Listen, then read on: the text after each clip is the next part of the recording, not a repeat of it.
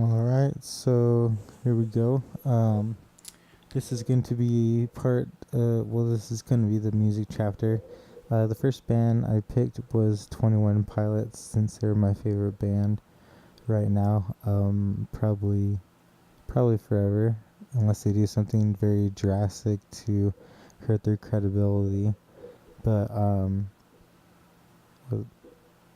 I wrote these chapters as part of my book of top 10 and 13 and 3 underrated bands, and this 20 Pilots was underrated at the time when I wrote this. I think it was in 2011. I don't know, we will double check. But if you're watching online, cool.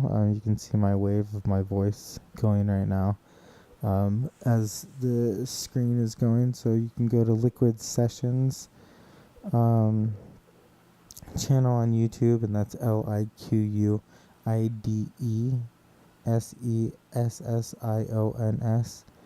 and that is pretty much the tag for the website address as well, and Instagram and things like that.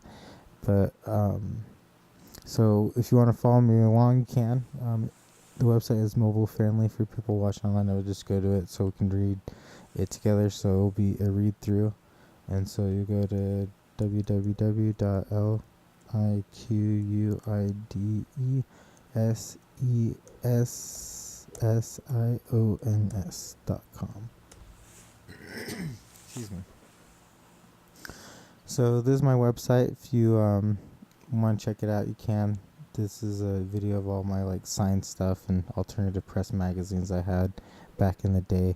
And then if you want to sign up, you can right here. It says, "Are you a droplet?" And so that is just my name for people that follow me. They're droplets because liquid. So I don't sell your shit. That's what I said right there. And then the tour that I have right now is the Day to Remember tour, the 15-year tour that they had with Papa Roach, Fallen in Reverse, Devil Wears Prada. So that tour I just put on there, and those tours will change. So they might have different ones of different concerts I'm going to, things like that.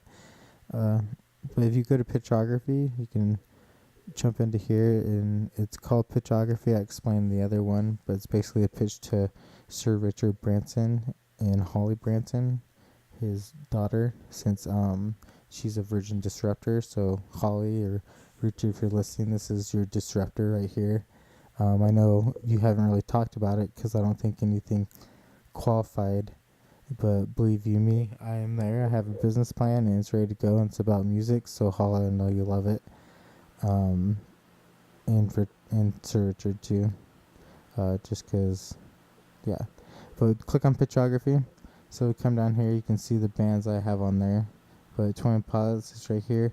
This picture I did not take. I think this is from their European tour that they had in, I want to say, 2015.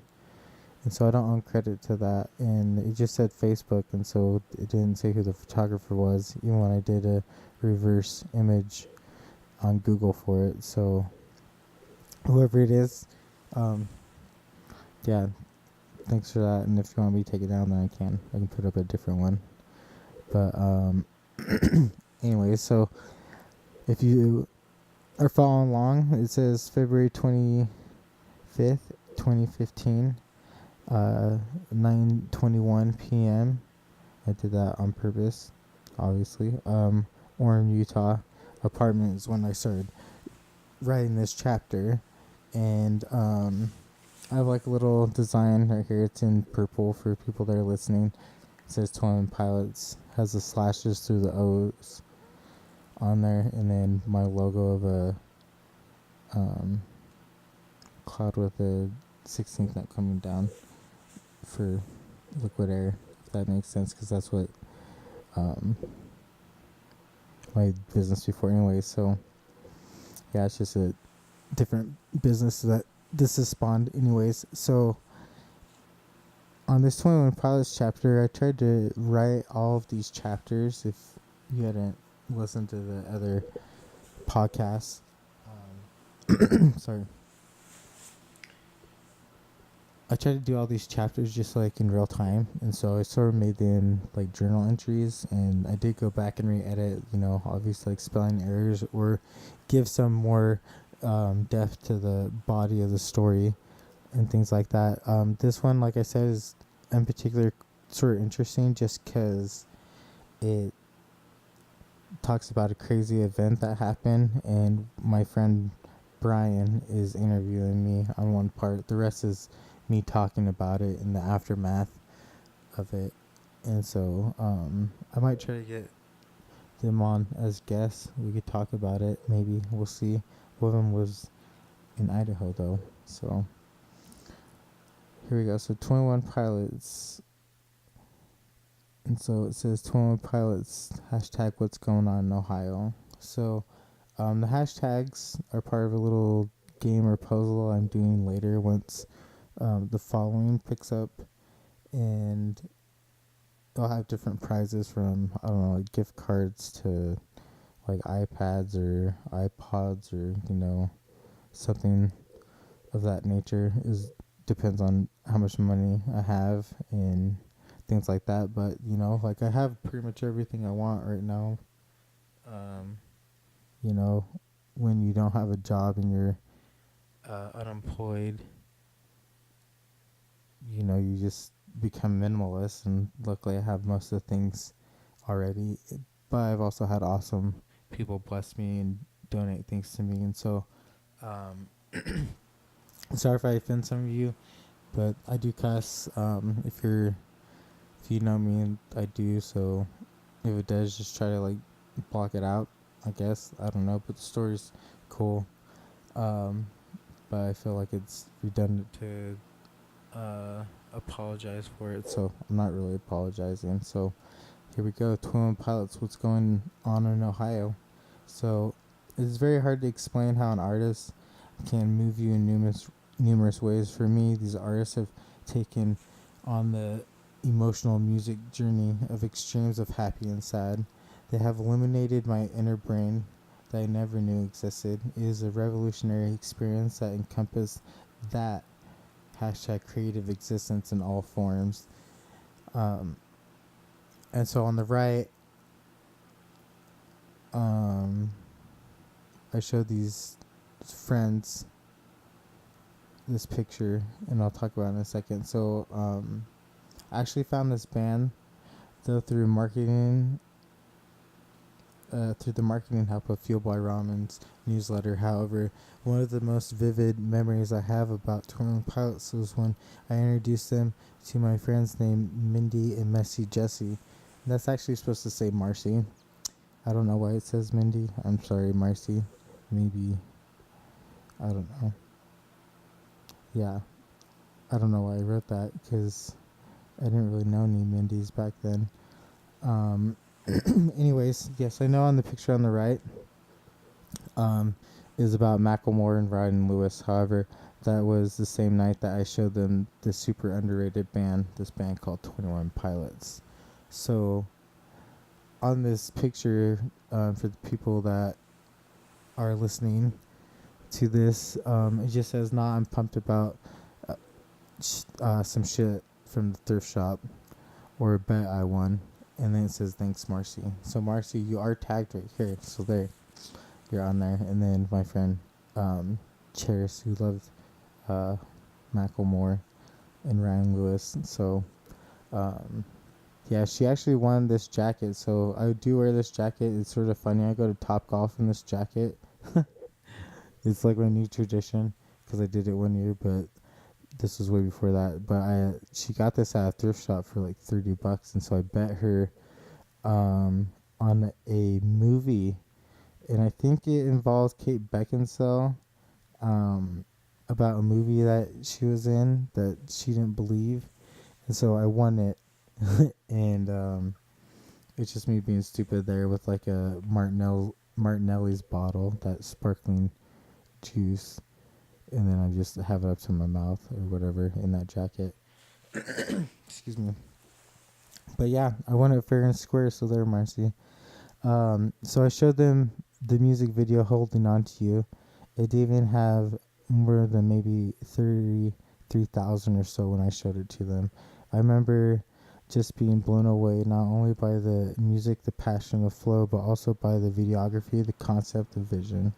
I loved everything about this music video. I remember telling them this band would blow up, and they have. However, not enough in my opinion. Just like these artists that deserve to be in this chapter and book, I could add a few more, and I might. Who knows what will happen? So this was right at the beginning of when I was writing this book. Obviously, I wanted to write about them first to see, how my writing style was, and things like that. I did write. I think I wrote them second because Brand New is next. But this video, I know it says 11 million, but when I showed it to him, there wasn't hardly anybody on it, because I wasn't thinking about writing this book back then, like a lot of things have changed. And so, but for this book, I did write 10 top and then 3 underrated bands, and the underrated ones were pretty hard too, because I could only choose 3, and so I had to set all these parameters of if they've been together for a certain amount of years, they haven't had any hiatuses, and the story was unique on how they came together. And then,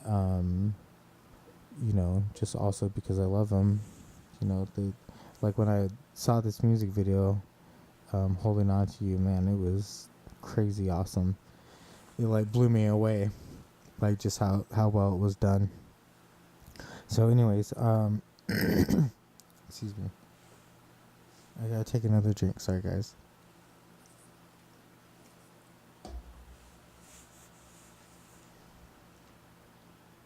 So, one of the things that sucks is this above post. I'm so fucking upset I have not seen them yet. I seriously have always been out of town when they have come through Utah. Once I was in Las Vegas, and the second time I had moved to Colorado early, which was bullshit, because I did not need to be out there that early for my new chef position at the Ritz-Carlton Bachelor Gulch. And so, that did suck quite a bit when I had to go out there early, because I didn't have to be out there for like almost another month. It was sort of dumb how it all happened. And so, but I do appreciate the opportunity I did have there. It was just like with the moving part anyways, that's a different story.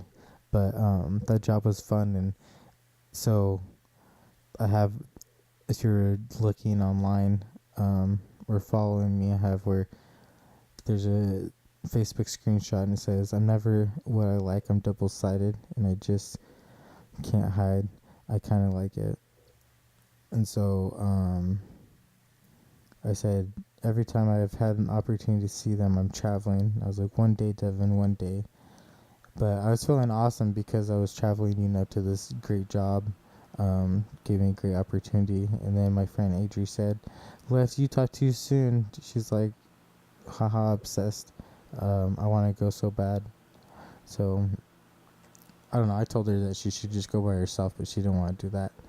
But, I don't know. I'm just one of those people that do that. So, I did see them, though, when I was out at that Ritz-Carlton job for that chef. I was the head prep chef for one of their kitchens there. When I saw them perform, it was on Access TV for the APMAs, so the Alternative Press Music Awards show. It was just as I had imagined it, and once I see them in concert, I already know it will be even so much more than I will have ever had envisioned it. And so there's a screenshot, July 24th, 2014, and it's with my friends, and it says, "That was such an awesome performance by 21 Pilots," and it says I love them, and it shows where Tyler's climbing up the scaffolding of the stage, like he always does things like that. He climbs everywhere, like trees. And they performing Guns for Hands, and that was sweet. I suggest you guys go look that up as well. It was awesome. And so February 27th, 2015, 6 p.m., It says, my life is full of random, not so random events. I believe in the hashtag energies and how if you humble yourself and do good wholeheartedly, the universe makes uncanny, beautiful shit happen. Hashtag you do have to put in the work and effort, though, which I have learned and have always believed in. For instance, I've been talking about twin pilots a lot, as I do when I am writing, so that I can or my readers could go back and decipher what has taken place during the writing of this book. Anyways, today I found out that the Chipotle Cultivate Festival in Westworld, Arizona is say what fucking free. How some festivals should be. Hashtag Virgin Festival, for instance, does this as well. I will one day be a huge collaborator of festivals and make the festival experience hashtag audience change and evolve. Well, I talked to friends and I have to say one say yes. I have had one say yes, some maybes. My answer. I'm going. I didn't care if I was alone. I would do it. This band is slowly creeping my number one favorite underrated band. Plus, it is only 10 hours away, and it's free. I already have contacted friends in Arizona to see if I could crash at their pad. Yes, I don't wait around for shit to happen. I made the mistake in the past, and I cannot continue to wait. I only have one life, and it's already going to be shortened. Hashtag I live for music. So, there's screenshots of me liking this. I'm actually just going to zoom up on it. It'll be easier. So it says, okay, it's decided we're going to the Chipotle Cultivate Festival road trip right now, and it's free, AZ bound in April. And so I screenshot these 4 hours ago because I knew I was going to use these for different things. But let's see if we can zoom on this. This isn't very good. Sorry guys that are online and people are listening. There we go. Alright, so yeah, it had these things right here, and I wish I could zoom in on that, but instead it just goes to the next picture. For the people listening, there's just random different Facebook pictures, different ones about the Chipotle Cultivate Festival. Me subscribing to bands in town, me going crazy with some lyrics, and just showing you like a chronological order of where it started. So let's see, what was the first one that I did? Sorry guys that are watching, you're like, what the hell?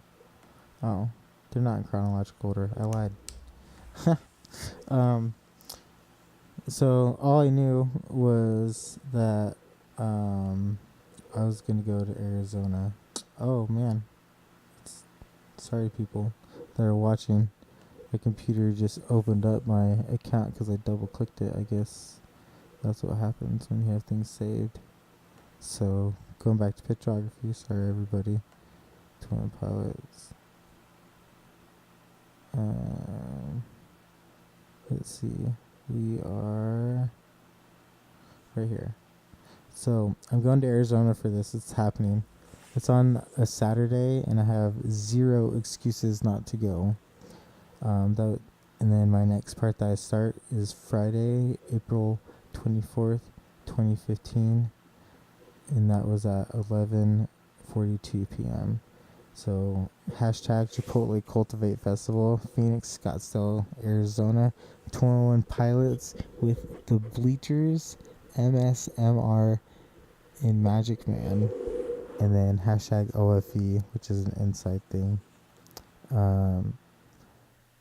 And it says hashtag I'll stay awake because the dark's not taking prisoners tonight, in a weird, like, cool way. Because I wanted to make this, like, the heading look cool, you know, if you're watching online.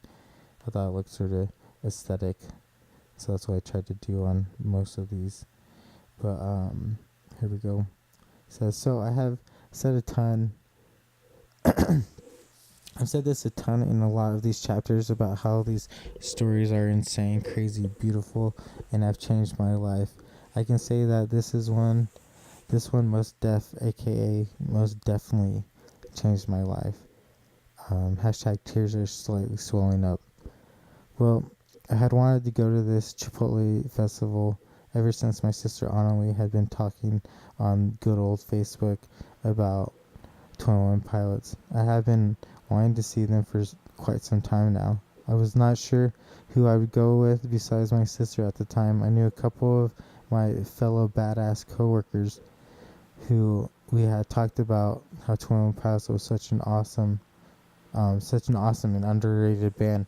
And well, now they aren't as much, but still are. However, as in underrated.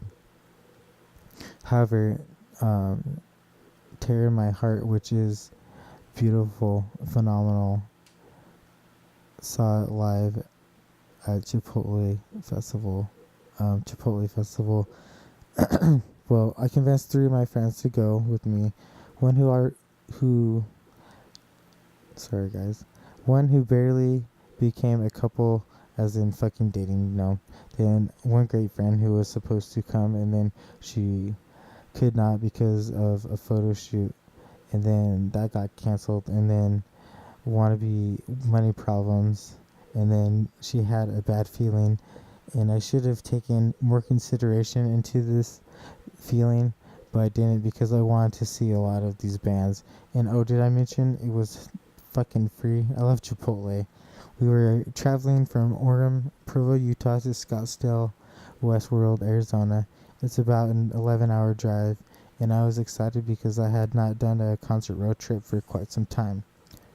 It was one of those most memorable experiences of my life, not just because it's fucking fresh in my head, but because it was seriously one of the most craziest fucking road trips I ever had in my entire life, which is quite a bit, as I've traveled a lot for concerts / events across the United States, at least on the West Coast.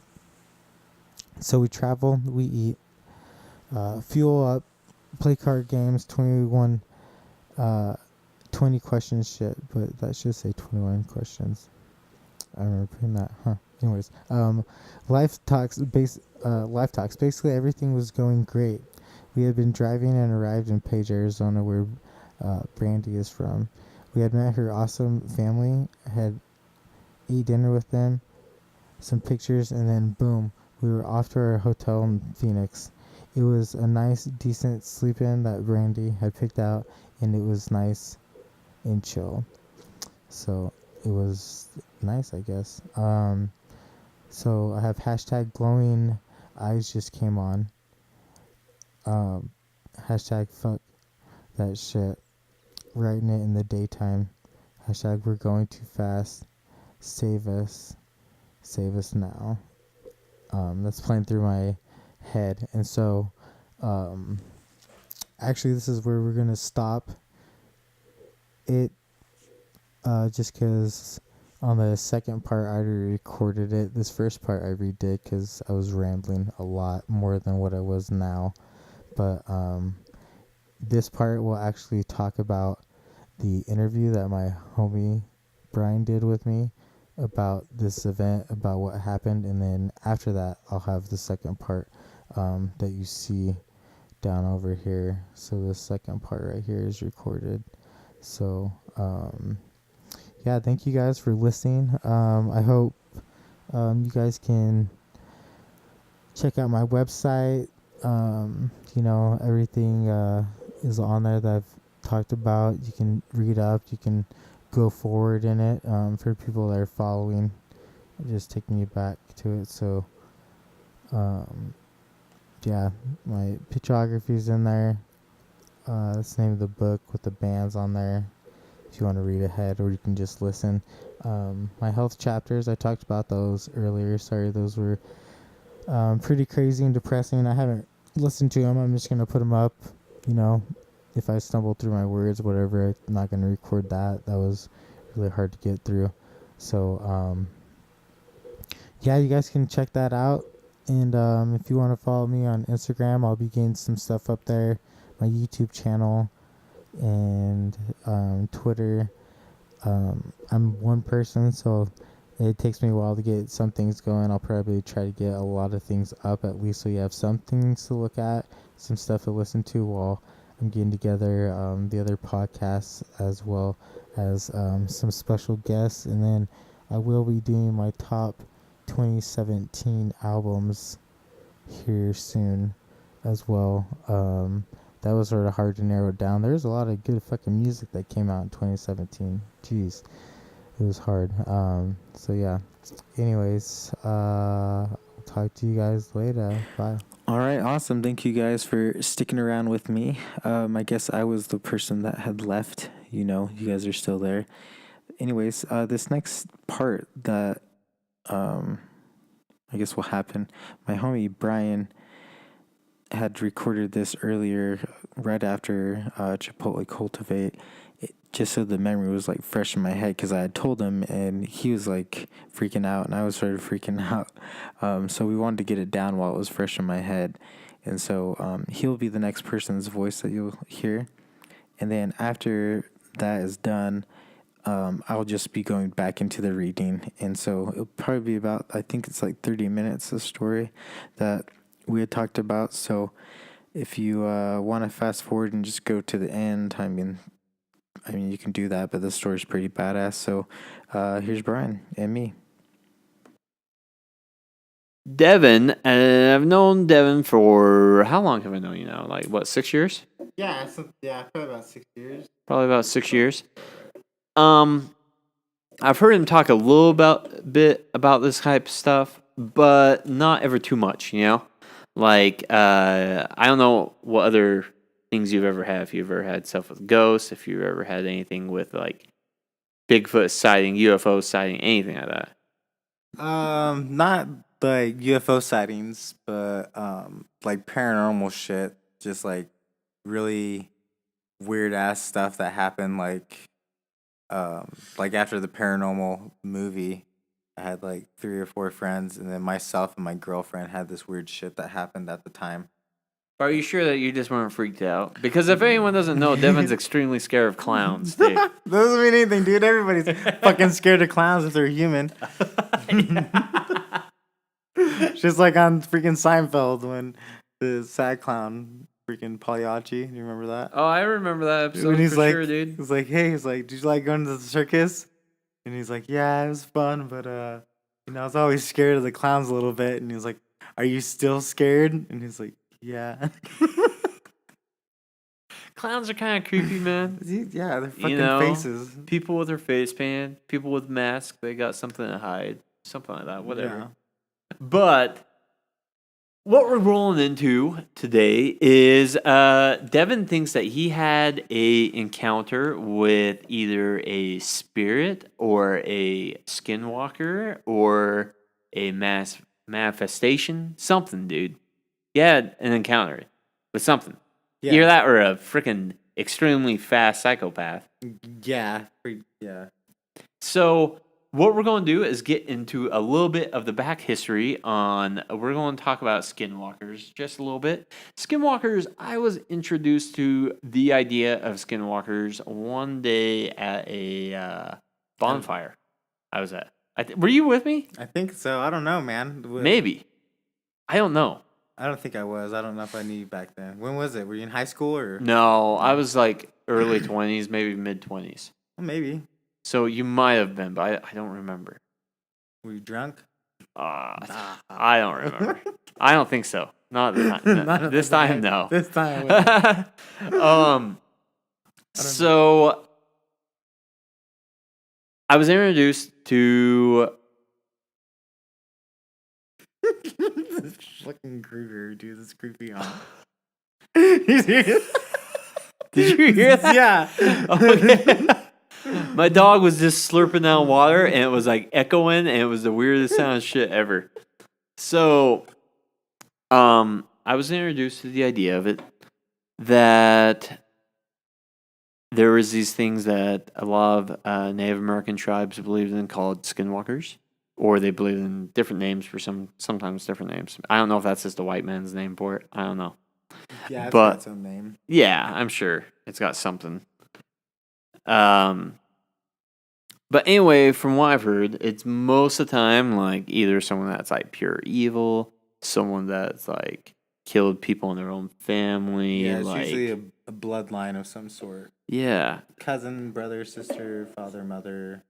They were talking about, like, on Wikipedia, like, incest and necrophilia. yeah, this gross Some ass crazy shit. ass shit. And would it say you like destroy their humanity enough, and then once you take over that, you use the powers of like the Yeah, witchcraft. pretty much what the easiest way to break it down that I've ever been able to explain it is that it's pretty much a witch. It's like a Native American or Navajo witch or devil worshiper.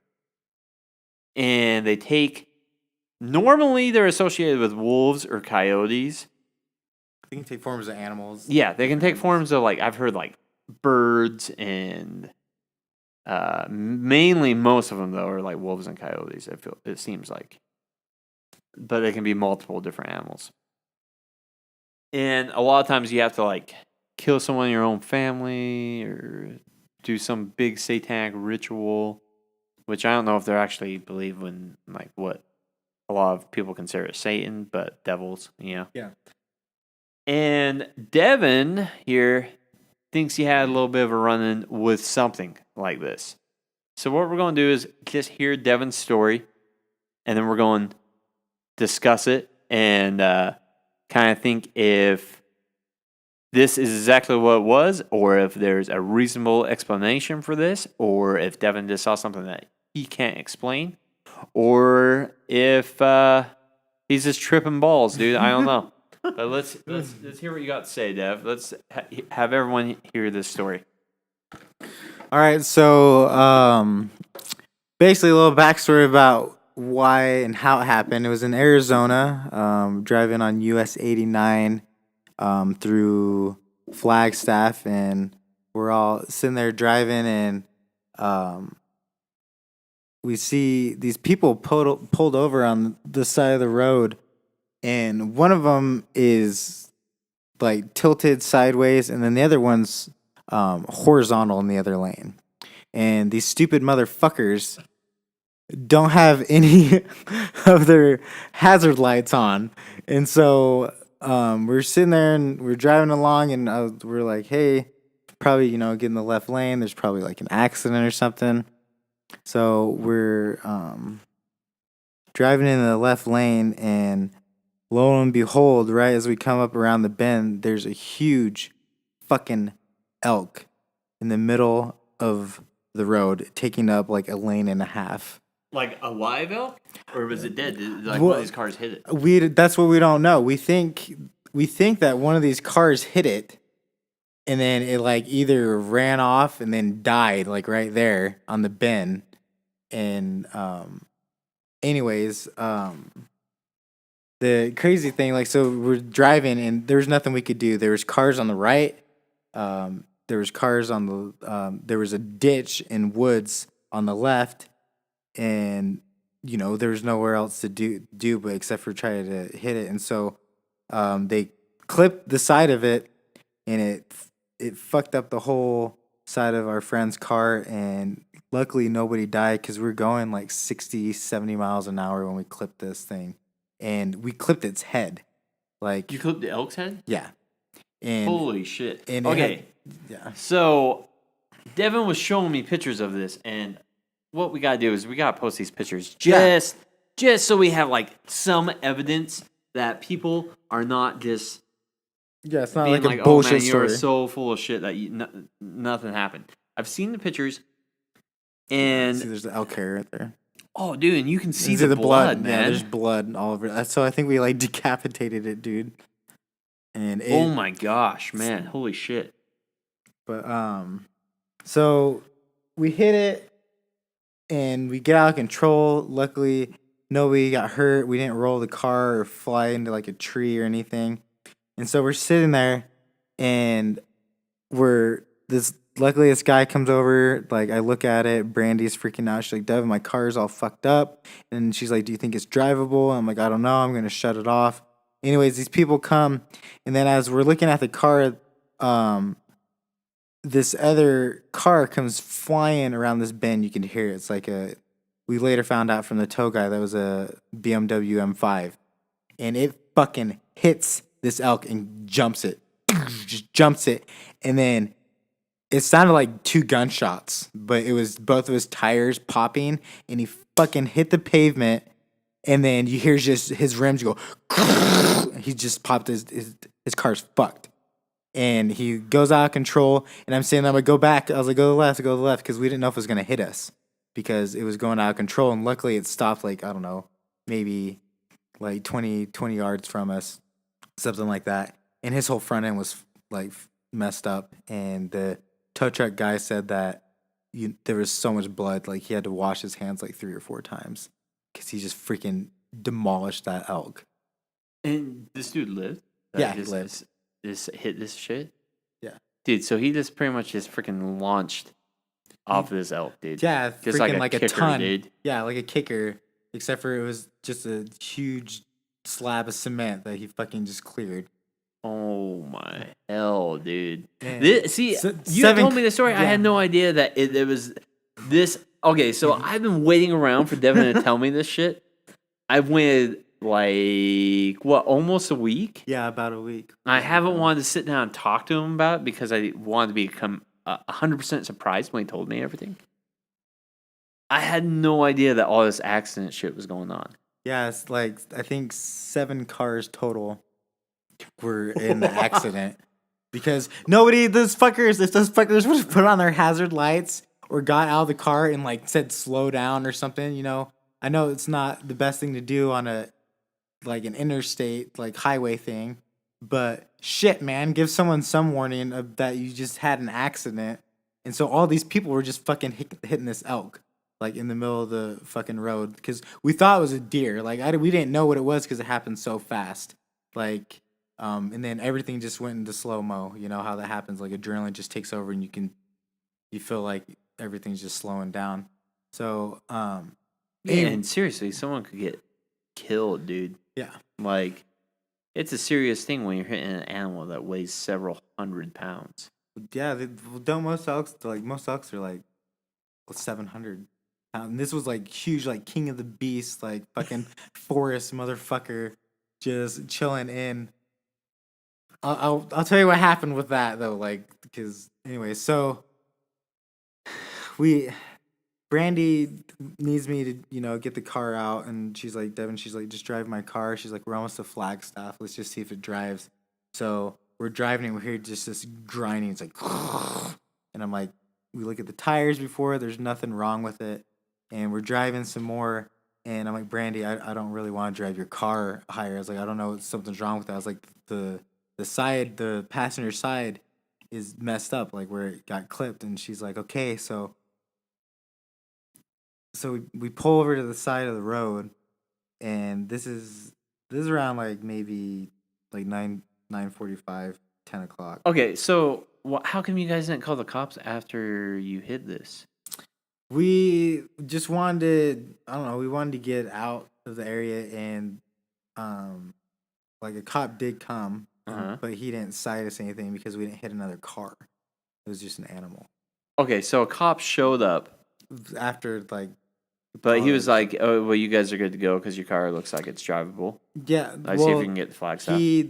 So he showed up after the whole Skinwalker thing happened. And like I'll show you a picture of like the Google maps. I took a fucking satellite image of where we were, just to see exactly where it was. And on the image of the Google Maps, there's a police car. And literally like maybe 2 or 3 minutes after I took that screenshot, a cop showed up. Thank God, because like we had called our friend's tow truck place to try and help us, and everybody was dispatched helping out all those other fuckers that got hit. And so we were waiting around for quite a while, but that's not even so anyways, we pull over to the side of the road, And we're sitting there, and our one friend Jay, he's a smelly kid, which means like he smokes cigarettes, and so that's what we call him. He's a smelly kid. Yeah, we're like, dude, nobody likes to smoke cigarettes, and so we just do that to fuck around with him. And so he gets out of the car, and we're trying to find like a mile marker because, like, you know, when a tow truck comes, they need to know where you're at, which way you're going, like northbound, southbound, all that shit. So we're trying to find like a mile marker, and I look outside the window, and I'm like, there's one over there, but I can't make it out. I was like, I think it might say like 420, 430, something with 4 on it. And I was like, let's go see if we can go look at it. And I was like, but I don't really want to get out of the car because I don't, you know, I felt uneasy about everything that just happened, you know. Well, yeah, I'm sure that the adrenaline with you guys is just pumping, dude. Yeah. And so we're sitting there on the side of the road.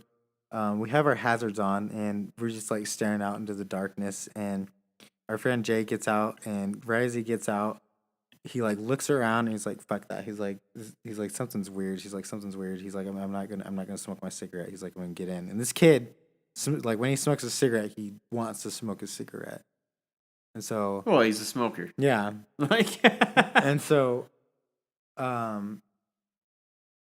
we're sitting there looking off into the distance, and our flashers are going, and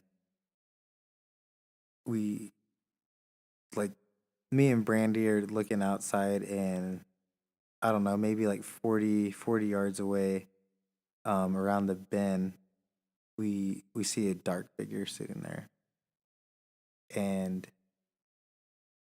next thing we know, like when the hazard lights flash, that delay. You're like getting goosebumps and stuff, Yeah, dude. And so right as that flash happened, we saw a figure like no less than like probably like 10 or 15 feet away from us. Okay, so your hazards are blinking on and off. Mm-hmm. You go from seeing a figure. How many yards away you say? Maybe like 40. 40 yards. To all of a sudden he's like within 3 yards of you. Like right next to our car, like looking at us. And at that time, Brandy put her head on the dashboard and started to cry. And I turned around. Wait, she cried because she saw this figure? Yeah, she just didn't know. Or she cried because all this shit was going on? She cried because she saw something, but nobody said anything that was in the car because we were too freaked out. I didn't even, after I saw whatever it was right next to the car, which looked like a man, just like an older clothes. I don't even know how to describe it. And he, anyways, I turned around, and my hands just started shaking uncontrollably. Can you describe what he looked like at all, dude, so people can kind of get like a visual image of what's going on? It was weird because you could only see, like, for the split second that we saw him, because I didn't want to entertain that he was there. For the split second that we saw him, he looked like, yeah, I don't know, like a coal miner, just like older clothes, like in the like 1900s, like type of clothes. But his face, you couldn't really make out his face. It was like it was there, like the image was around his head, like, you know, like almost like a silhouette, but you couldn't see any definition. Oh, okay, all right. And So it was like you could see. Was it almost like when you like have like a flashlight like up by your face where you can see like definition of your nose and stuff, or was it just black where you could see like the kind of the shadowy, like when you see someone at night, pretty much? Sort of like a shadow when you see someone at night, because you could tell that it was a man. Okay. And so so at that point, like, we're all sitting there. I'm looking down. My hands are like shaking like crazy, and I just got the impression to apologize, because like, so when we hit that elk, it was he was like still sort of like tremoring or moving, but I swear this motherfucker like looked me like into my soul, like right into it. Like his head like lifted up and then boom, we hit it. The elk. Yeah. And and he had already been hit, right? Yeah, he'd already been hit. And so but you guys like did like the final blow. Yeah, we did like the final blow. And so I just had the impression to be like to apologize, and basically what I said was like we're sorry we hit whatever it was, because this was a huge elk. Like I don't know if like, you know, because they can shape shift into different things, and like an elk's a pretty big animal, you know, no one's gonna take shit from it. And so yeah, I apologized to him, and like right after that, like I could feel his presence go away. And as I've like, I don't know, like as I've thought about this over and over again, I'm wondering if he was just wondering why we're still on his land.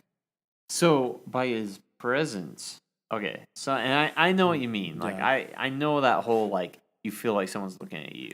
You feel like you can tell someone else is in the room. You can tell when like something dark is happening. Like you're in that area. What how would you describe it of how you felt? Like something dark was just looking at me. Yeah. Yeah, and he was just like sitting there like looking at us. Sorry. Yo, yeah. Okay, so Devin is getting like straight up goosebumps. Most of the time Devin's like one of the funniest dudes I've ever met. Super lively, and it is almost weird for me to see one of my best friends in the world. Almost, you can tell he's just terrified by this story. It was crazy. I don't even know, like, because that's what was so weird is that like everybody that was in the car, we're all like extroverts. We're all happy-go-lucky. We talk, you know, like we all work at like, a call center, and that takes like a certain breed of people sometimes. And yeah, dude, I don't even know how to describe like what happened. And I feel like Brandy almost had it. She didn't have it like the worst, but it was like on her side. And she broke down. She didn't know what to do, and nobody said shit until we got to the hotel room. And so you guys are just cruising around in the car. You guys see whatever it was that you saw. A spirit, an old geezer. yeah. You see this, and you guys can't even look at each other. You guys can't even talk. I didn't want to look outside the window again. I didn't want to even look out to see what was there after I saw what I saw. I just looked at like my legs and my hands that were like shaking like uncontrollably, and then Brandy was freaking out, and then she climbed into the back with her boyfriend Jay, and I was the like, stinky one? Yeah, the smelly kid. And yeah, and we sat there, and then like I said, we were trying to call tow trucks. Luckily our phones were working, and yeah, we called for tow trucks, and they couldn't help us out because they had like a computer problem. It was really convenient. And then a fucking cop showed up like 2 minutes later, like after we had apologized, after I had taken that weird ass screenshot. And he came up and he's like, hey, he's like, how are you guys doing? And we're like, we hit whatever that deer was. And he's like, oh, that wasn't a deer. It's like, that was a huge ass elk. And then he's like, are you guys okay? And we're like, yeah, we're fine. He's like, do you need any help? And then we're like, no, we called the tow truck. We were talking to the insurance. He's like, okay. And so he gets back in his car, and then right then the Brandy's insurance called and said, yeah, we're having computer issues. You need to find your own tow truck. And so Brandy got out. I was like, Brandy, go yell at that cop. I was like, go get him. And so she got out of the car and like waved him down, and he's like, okay. And he pulled back by us, and then he called a tow truck for us. So it's a pretty nutso line of events, bro. Dude, that's not even the half You of know? it. This is the fucking craziest Okay, road trip we've ever had. So, just describing what this thing looked like, dude. So you're saying it looked in like old minor clothes or anything? Could you see skin? But it No. have short sleeve, long sleeve, Nope. It was all like long sleeve, like almost like coveralls? like a weird denim, but it wasn't denim. Really? Like, yeah, I don't even know. Like, it was like a material as thick as denim, but it wasn't denim. But it looked like it had been aged like for hundreds of years. Was this guy? Could you see color? Or did he? What did he look like, man? Like his clothing and everything, or was it just all gray, or what? It was all gray. It was all gray. All gray, no color. Weird. Like not even the buttons, anything. Like it just seemed gray. It was just gray. Like it looked like it had like seams places, but there was no like visual like buttons or anything that would be shiny. It's blowing my mind that you actually saw this, dude. You know. I know, mine too. Like I love, for those people out there, I love scary shit. I love getting that adrenaline rush. Like right now I'm sort of on adrenaline rush, but I'm sort of freaked out because it's like skinwalker shit. Do you really think it was a skinwalker, or do you think that you just saw like a spirit, dude? I don't know. We were on an Indian reservation, man. We were 20 miles still inlet of it. 20 miles before we were off of it. And so that's why, like, in my head, as I've been thinking about it, I feel, because I don't know if you guys know, like, skinwalkers, they don't want you on their land. And that's why they can run at incredible speeds to get you off the land, because they want to freak you the fuck out so you're gone. And I feel like when we saw him in the distance, he, like, saw our car, and then less than a second later, he was right by our car wondering what was going on. It's a fast sprinting ghost, dude. Yeah, dude.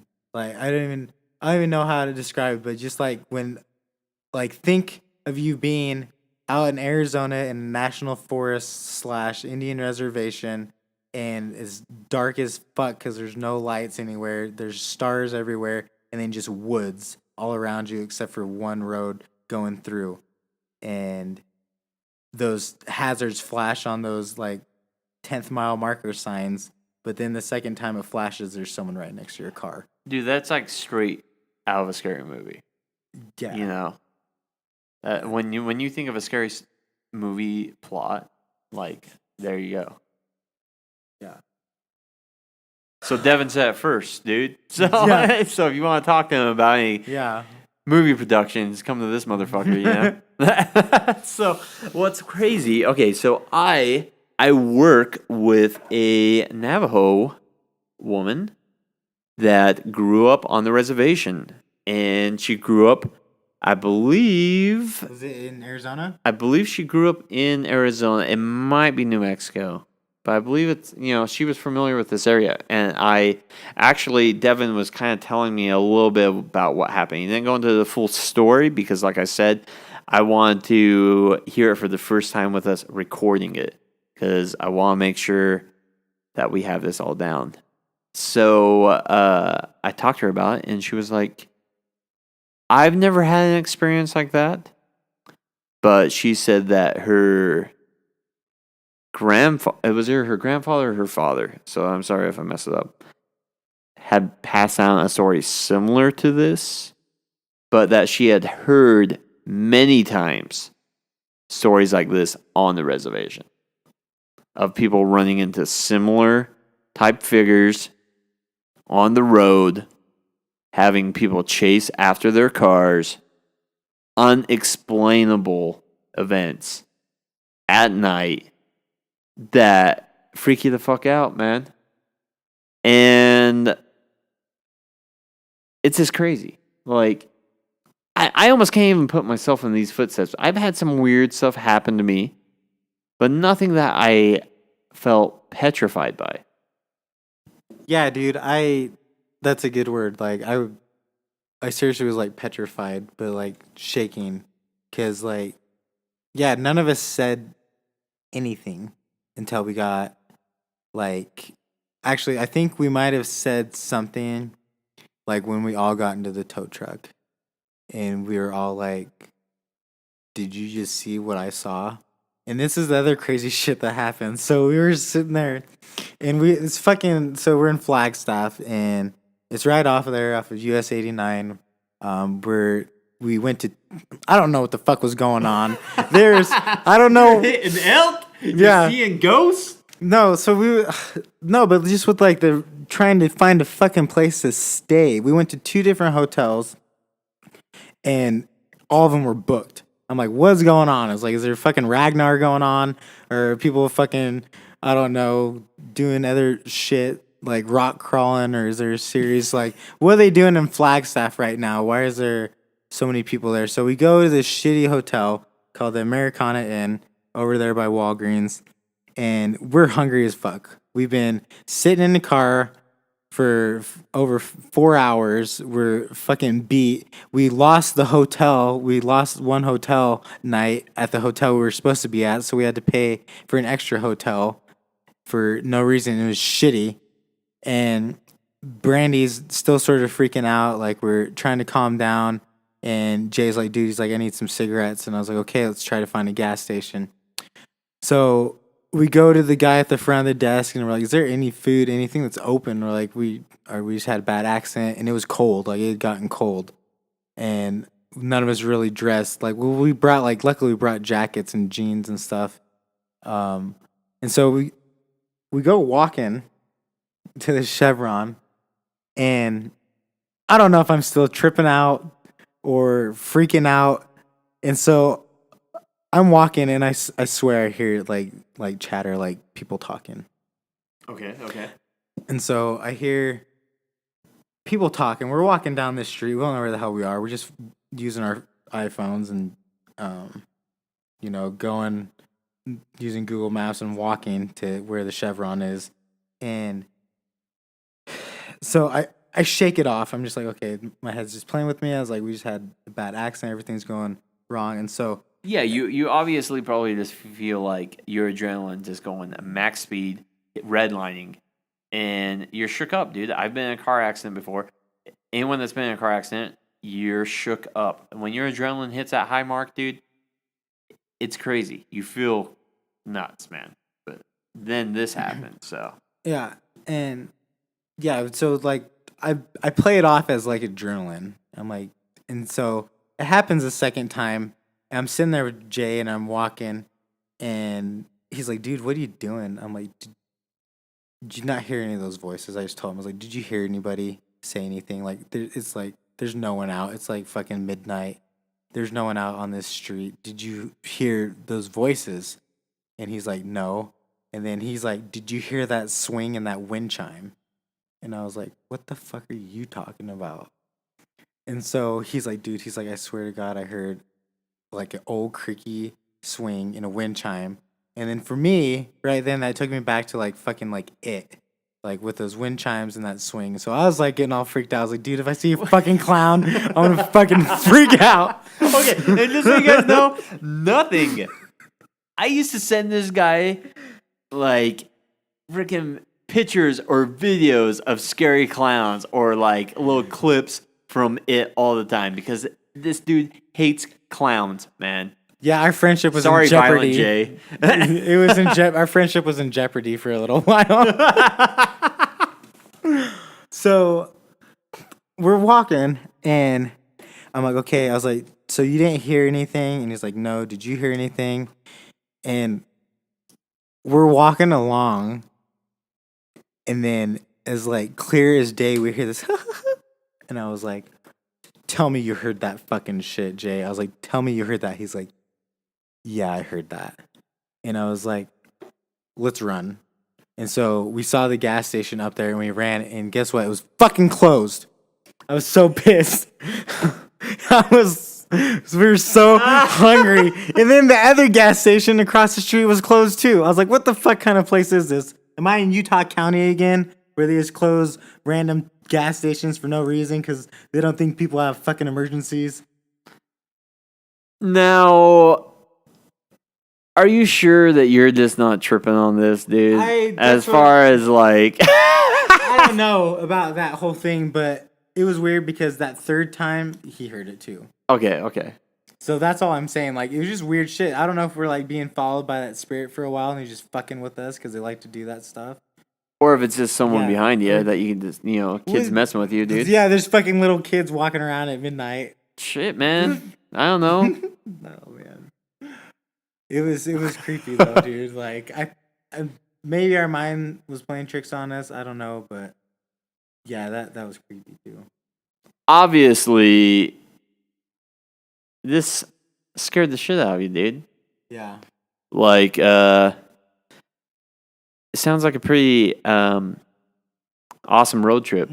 It was pretty awesome. The whole reason we went down, so the whole reason we were going through Phoenix from Utah was to go see the Chipotle Cultivate Festival, which we went to Chipotle today, and I haven't been back since then, but there's an Albert Einstein thing that says Chipotle cultivating thought. And so we went to that festival with the badass 21 Pilots and Bleachers and MSMR and Magic Man and then all these celebrity chefs. So actually, through all the shit that we went through, that was worth it to us because we got to see 21 Pilots.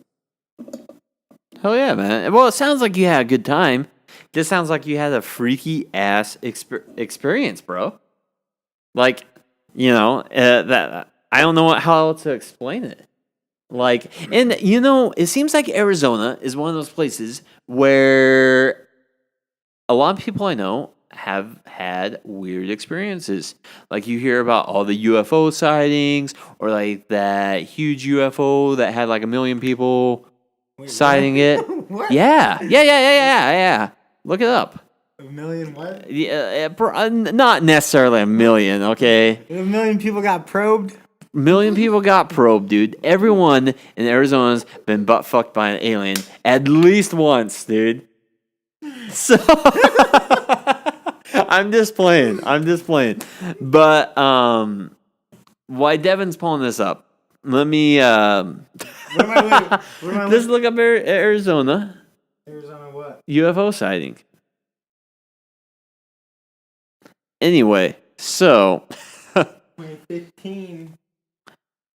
It doesn't have to be 20. I think it happened later than that. You'll find it though, dude. Shit. I remember hearing about that in 97. Do you remember that one? Yeah, it's the huge one with all the lights going across. Yeah, the Phoenix lights.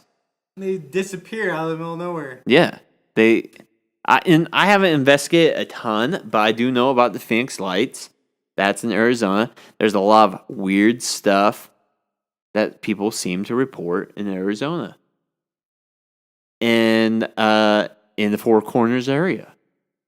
So yeah, Four Corners for real. Yeah, Four Corners. It seems like a lot of times when I speak to people around here that have had UFO experiences, that's one of the main areas. Four Corners, Arizona, bottom part of Utah. Yeah, so that Phoenix Lights says it was reported by thousands of people. Yeah. So not 1 million, but thousands of people, dude.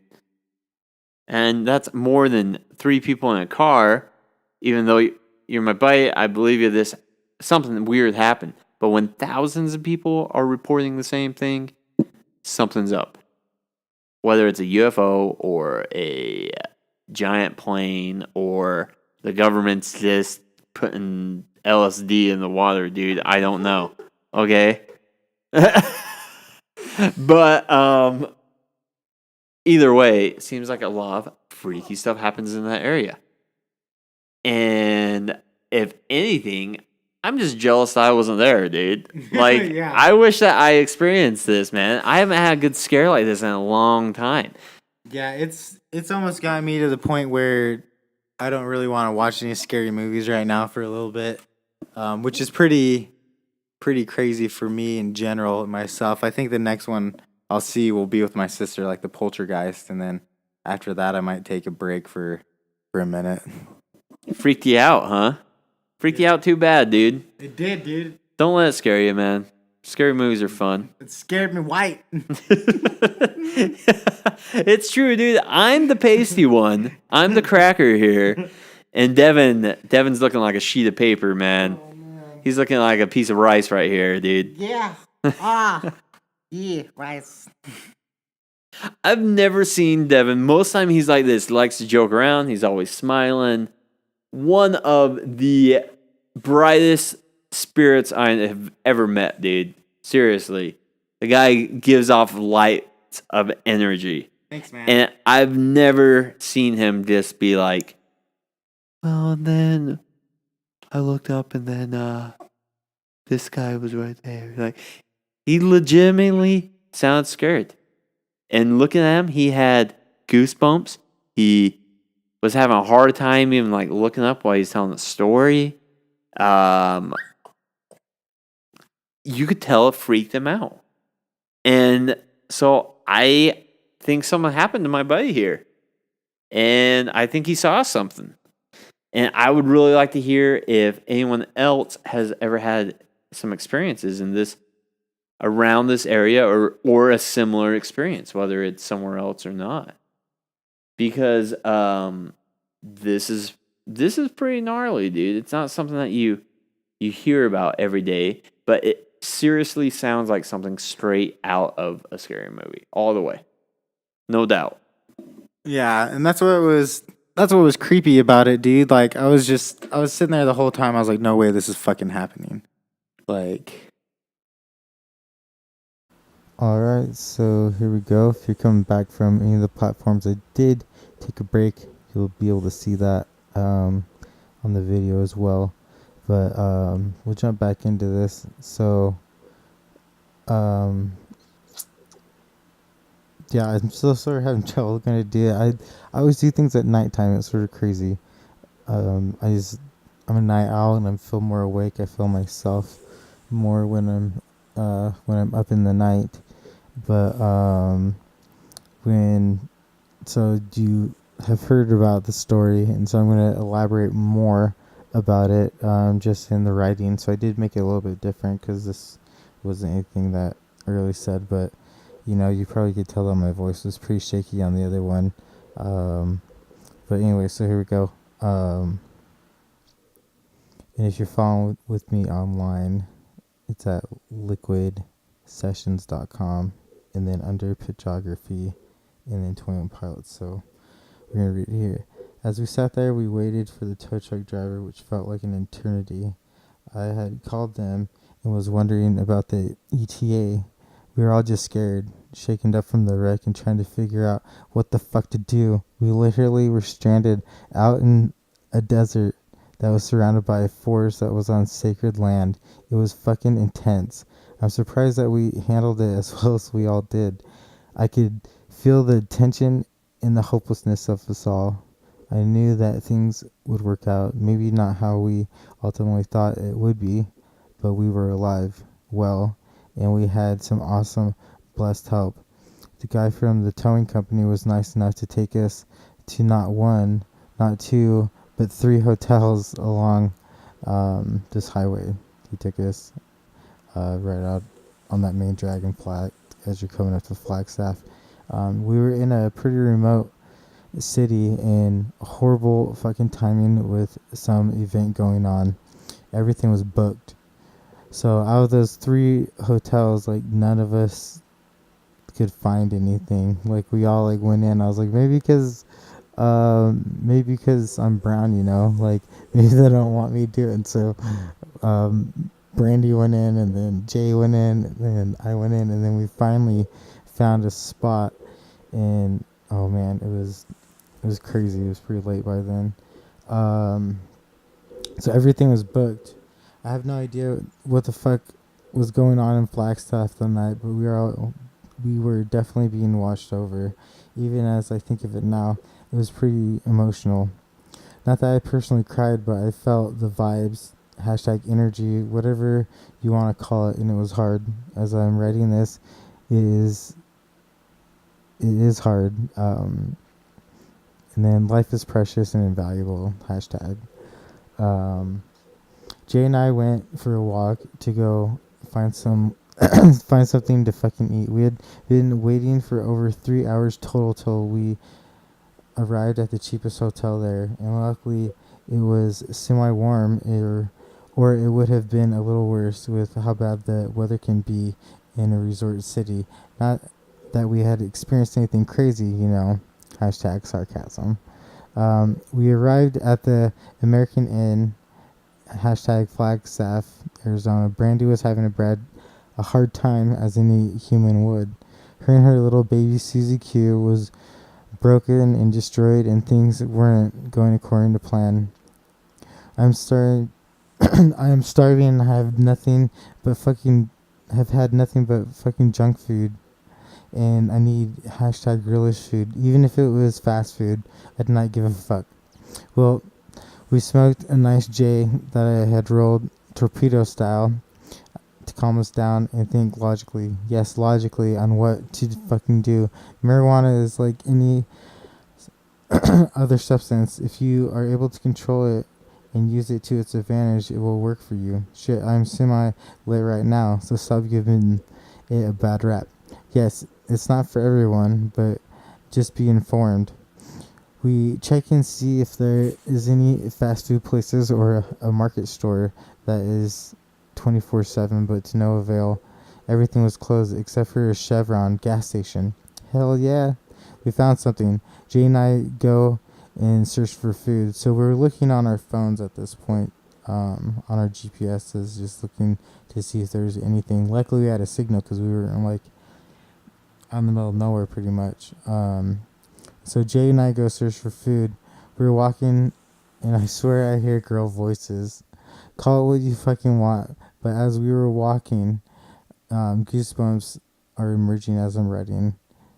We were walking. It wasn't as scary as being jumped, representing KCMO, but because of the previous thing that had happened, it was still fresh in my mind and fucking still scares me to, is still scaring me, to this writing, writing this right now.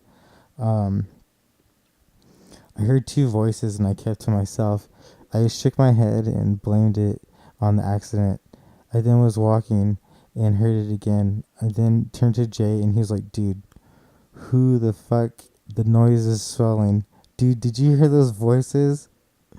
He was like, no. I was like, okay, fuck. And so I thought I was just freaking out myself at this point because my imagination was running wild at this point. And I'm freaking out right now as I'm thinking about this too, as I'm talking again about it. He then asked me, did you hear that swing in those kids? And I was like, wait, what? Sorry, I'm laughing. This sort of tells you my nerves. Because when I can exactly feel what he said, all I can do is just laugh about it because of how awkward and uncomfortable it was. Because, sorry, I'm freaking out right now. Just because when we were walking, it was dead silent. There was no cars. I was like, okay, it's not super late. I was maybe 2 in the morning, maybe one. I don't even know. I can't remember. I think it was 1, maybe 2 at the latest. And I was like, there's got to be something open. I was like, there's not, all these rooms aren't sold out if there's nothing going on. And so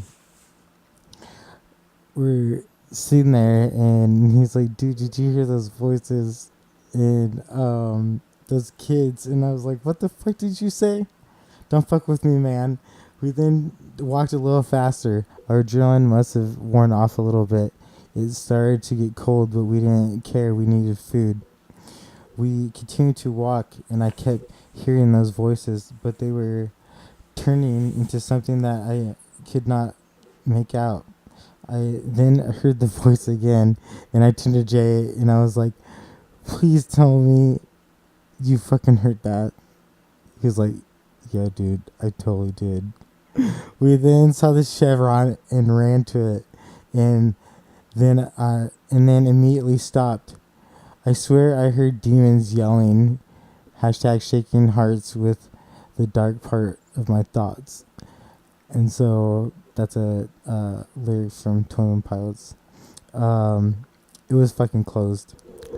So after all that, whatever it was that was like still following us, you know, it probably just wanted to make sure that we weren't gonna be doing anything crazy, or I don't know, you know, like what do you do if you're like a demon or something, and like we inadvertently just killed like your spirit animal, a huge fucking elk that like, you know, I don't know. Like, what would you do? Would you follow the person around that did that to you? Probably. I don't know. I probably would. So maybe that's what it was. And it just like knew our fear for some reason, because I hate like little kid voices like at nighttime. That's one reason. Not saying that's like the only reason, but you know, you make different rationale when like when you think you're not gonna have kids. And so yeah, I would freak out. I would like punt my kid if it like woke up crying in the middle of the night and was saying something and then just stopped and like looked at me at the end of the hallway. Yeah, I don't know what I would do, but probably that. As bad as that sounds. So yeah, that Chevron, it was fucking closed. I was so pissed. I was mad, and I think I said, "Are we in Utah?" Because I didn't know what a gas station was that wasn't 24/7 growing up in Missouri. Like there was at least one gas station within like half a mile radius that was open at least 24/7. Anyways, so it was fucking closed. I was so pissed that it was closed. I thought I was in fucking Utah for a second. When I grew up in Kansas City, Missouri, lots of things were open 24/7, just like I just said. I saw a bar, and I was like, I bet they have food. I then realized that it was last call 2 a.m., and that meant the kitchen was very likely closed. So I do remember it was around 2 a.m. I said 2 first. So there. I haven't read these for a while. Like, you know, you just write it and then forget it, because I knew how many times I had tried to write this that it didn't come out the way I wanted. So I just wrote it how I liked it, edited it a little bit, but it was all real time. Anyways, and that meant the kitchen was very likely closed. We walked very quickly back to the hotel that was a little bit away. We arrived, and Brandy is asleep. This was common. This was a common occurrence among her, which is true. Like, when those two were dating, she would always be asleep somewhere. Like, if we would come back to go grab like food or something, she'd be like falling asleep or asleep.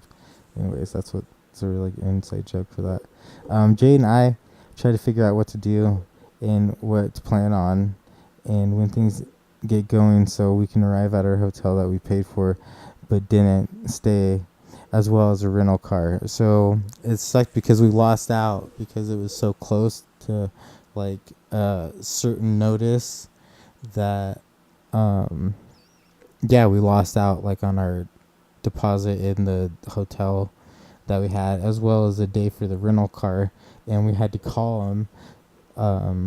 You'll see. We had to call them the next day and have them try to transfer it up, and that took a long time. But as well as the rental car, I was the last one to fall asleep.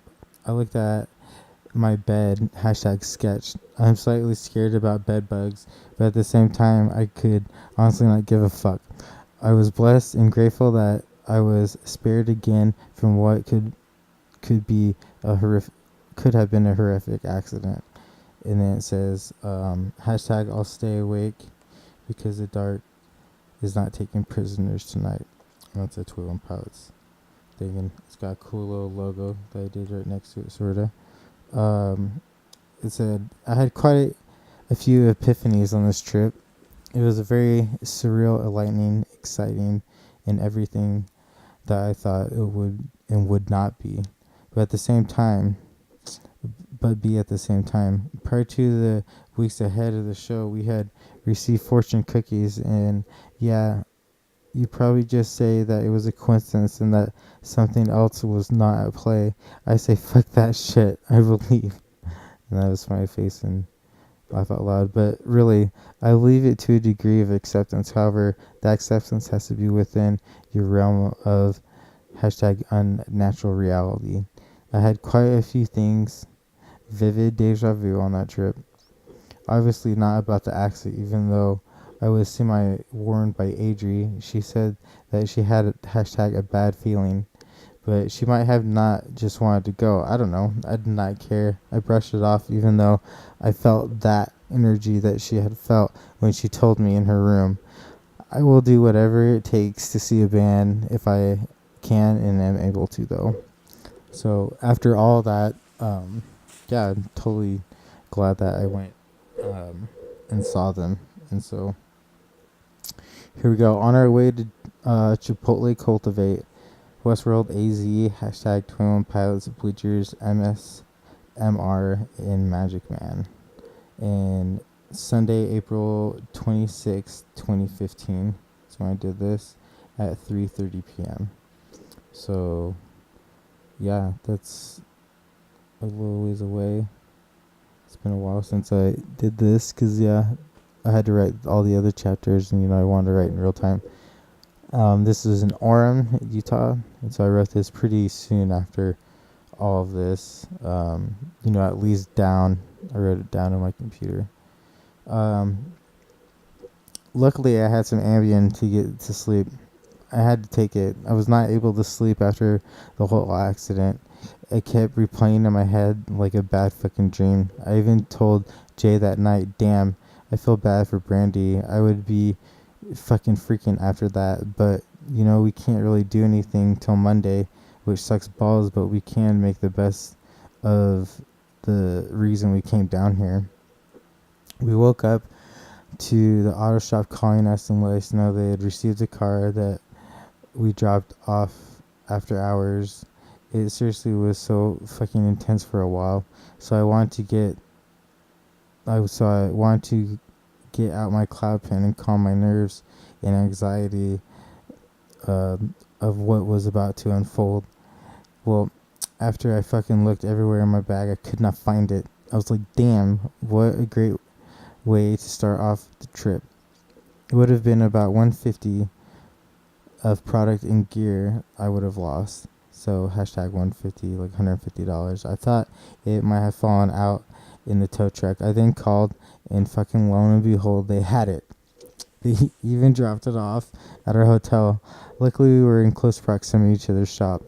I then called Enterprise and had to reserve a car. I looked for promo codes and shit online and nothing worked. I was on the phone with them for quite a while because we had to discuss on whether we were going to fly back home or drive. We concluded that we needed to do a one-way back to Orem after a couple nights in Phoenix at our hotel that we had paid for but didn't stay at that the previous night. I was glad that I had brought my backup credit card to use in emergencies, which this totally was one. I had to drop around $500 for the car. The drop-off fee is what killed us at $157. Fuck those fees, jeez. And we literally didn't even go that far. It was less than I didn't even know, maybe, I don't know, maybe it was a little ways, maybe it was 10 miles, I guess that's a little away. But I told them I needed them to pick me up, and the lady was like, well, we have to see if we can. I was like, isn't that your fucking motto? We'll pick you up. She then explained within a certain distance. Blessed again, we were less than a mile from almost everything. I go alone to the rental place, and we're sitting there, and the representative said, damn, you are lucky. This was like the last car. I didn't believe him until the guy behind me was like, are you serious? Yes, we were out of cars. Hashtag the universe loved us again. So it was destined for us to go to this concert. We had to brave everything to see our favorite band, before they blew up. Because we'd all been wanting to see them before, but we all had different things that had happened, where we couldn't go see them, or we didn't really know who they were for some of us and things like that. I drive back to the hotel. Jay is outside pacing and smoking a cig. We both were still in somewhat of a shock. It was just a very intense night. I took a drag of his cig and then took some pictures because the weather was so nice. Cool.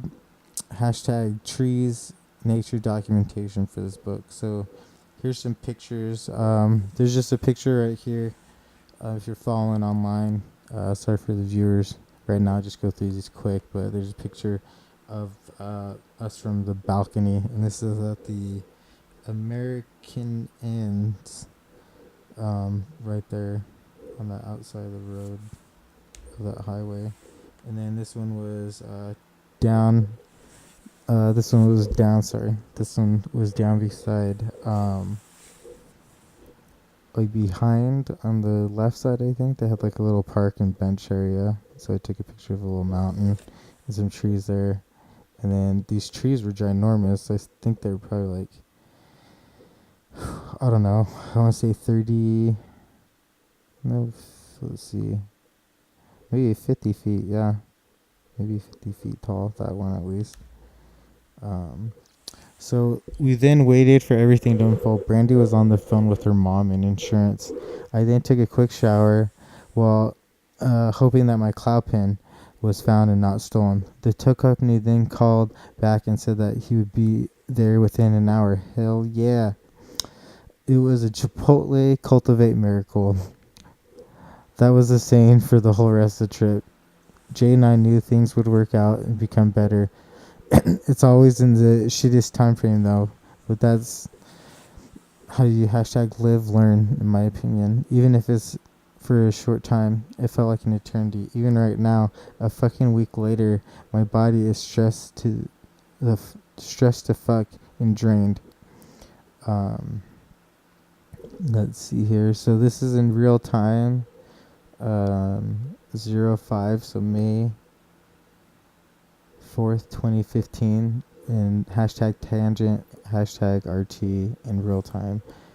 Quick update. So since then, 21 Pilots has released 2 phenomenal songs, Stressed Out and Lame Boy. The funny thing is that I am like a crazy girl that is obsessed with every single thing about this band. Well, quite a few bands, more so 21 Pilots. In the research I've been doing, their story is just fucking amazing. I don't even know all of it. The last video they released really makes me think, and that's what they wanted to accomplish and portray as a band. This album is great. It has me buzzing with different scenarios of what and who Blurryface is. Is it the alter ego of the concept of blowing up, #record deals, #expectation, and everything the fuck in between that comes along with it? In a way, conquering the world through your own #gift that's #destined. The shitty part of it all, and with everything that it is, never your timetable, meaning it's never how you pictured it. It might have the things you never imagined, felt, experienced in general, but also with the crushing just #expectation that we put on ourselves. But this time, #everybody's watching me, the neighborhood,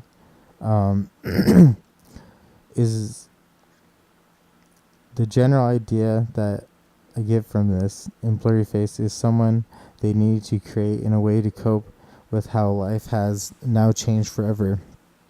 It only took 9,765 likes for them to get the music entertainment industry's attention, but I didn't mean it just like only that many.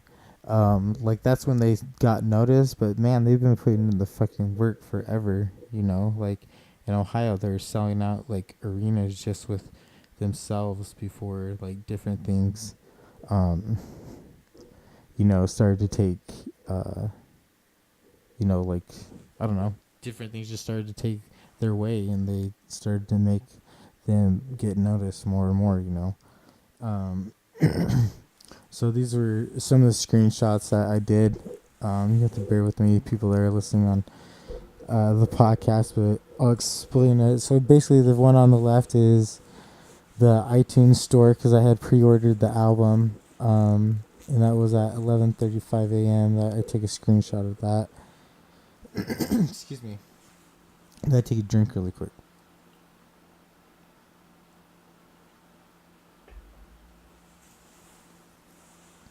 So, let's see, the new content, it just says, from the iTunes store. It's Apple, the pre-order notification. On the right is when I took it. That one was at 10:08 p.m. and there were 16,500 likes exactly. And then I put, I can't wait for this fucking album. And I did the U as their symbol. And I think they should use that because it's pretty dope. But if not, it's mine. Let's see, November 19th, 2011 or 2001, first local fan base to sell out to that capacity. So, damn, it's crazy. We never got a big break. You created our break, thank you. And that was a quote from Tyler. And then I do hashtag what's going on Ohio, and then Twin Pilots. So that was my little tangent that I had, because I had to tell everybody, what was going on in real time if I was going to do it like this, because, yeah. So back to the concert. We were on our way down there, but we have to make a quick stop to get something to eat, because you recall we could not find fucking food that night. I was so #hangry. Well, lo and behold, a fucking Jack in the Box is right down the street from us. Chipotle Cultivate Miracle. That fast food joint is one of my favorites, if not my favorite, which is true.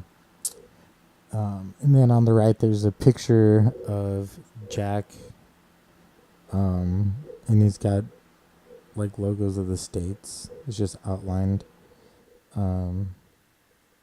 Like almost like a tag artist did it, like on a wall. Like a cement wall, like if they did on a cement wall.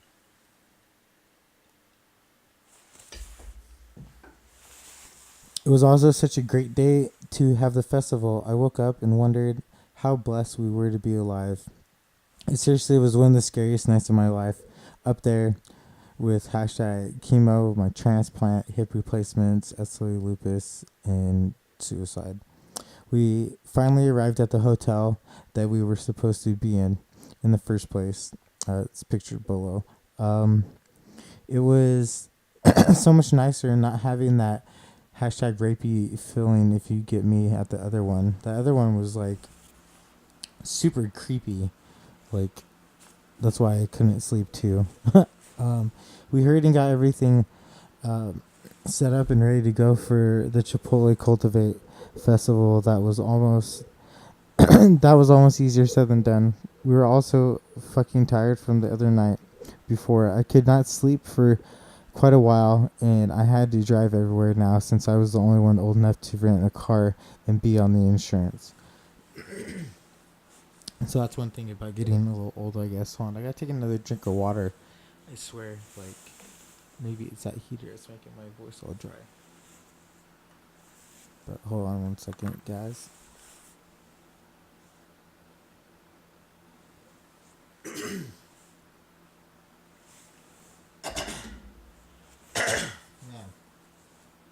Alright, sorry.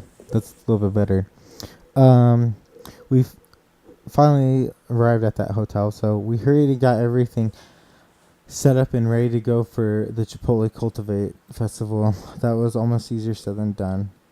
Yeah, so I already read that part, so now we're gonna go to this part. I took a lot of pictures to document for this book's sole purpose, as I do with a lot of things now. Hashtag I take too many screenshots. Most of all have some dev reasoning behind it. Finally we fucking made it. We did it. Now you get to walk forever.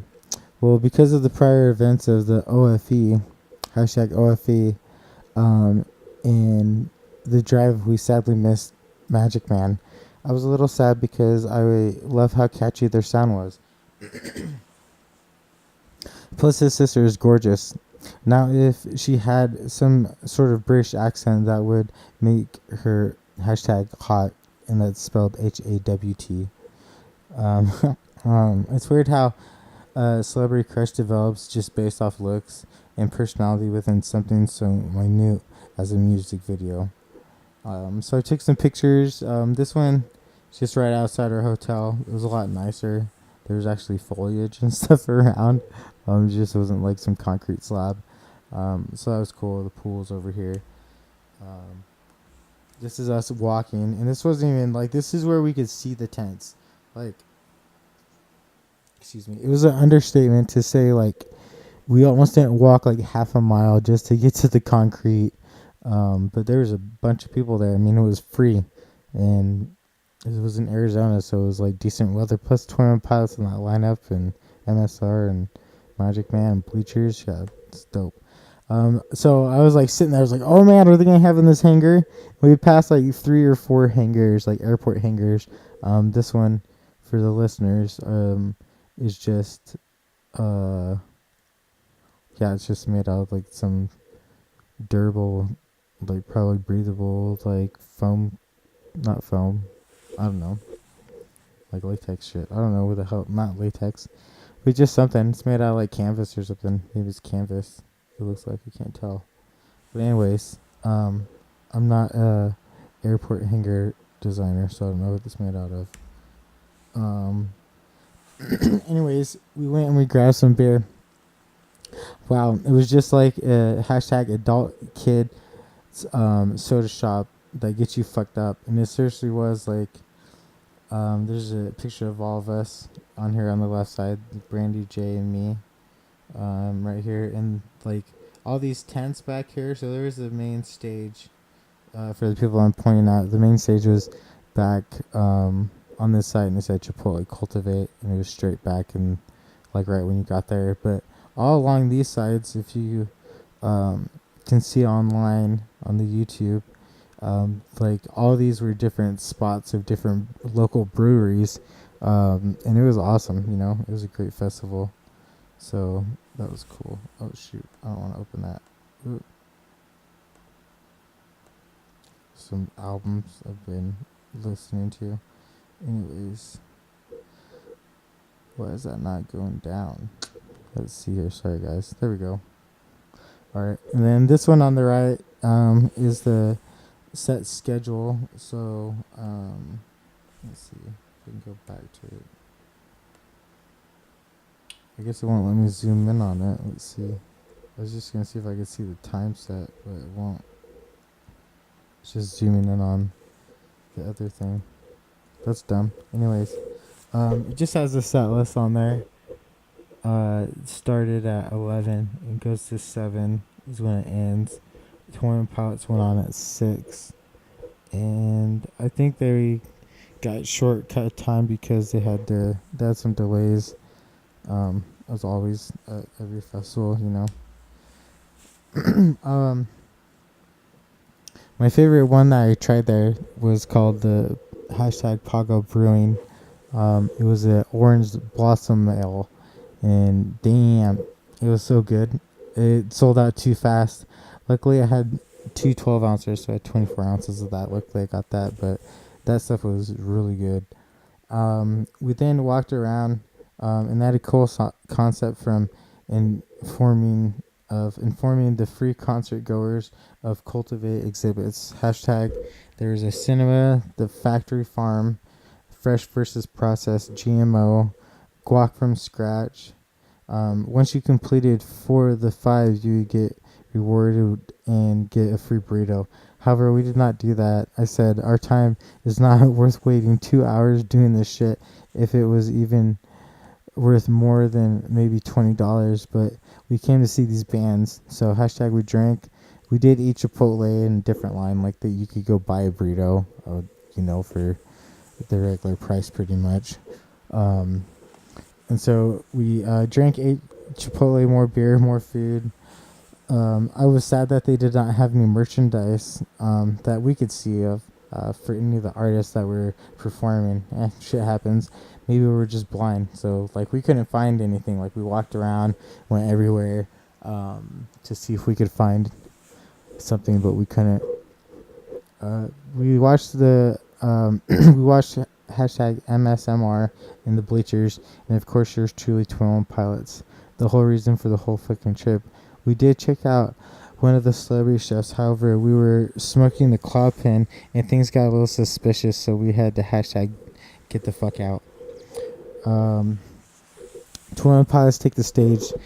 Is this real life? I could not believe that this was really happening.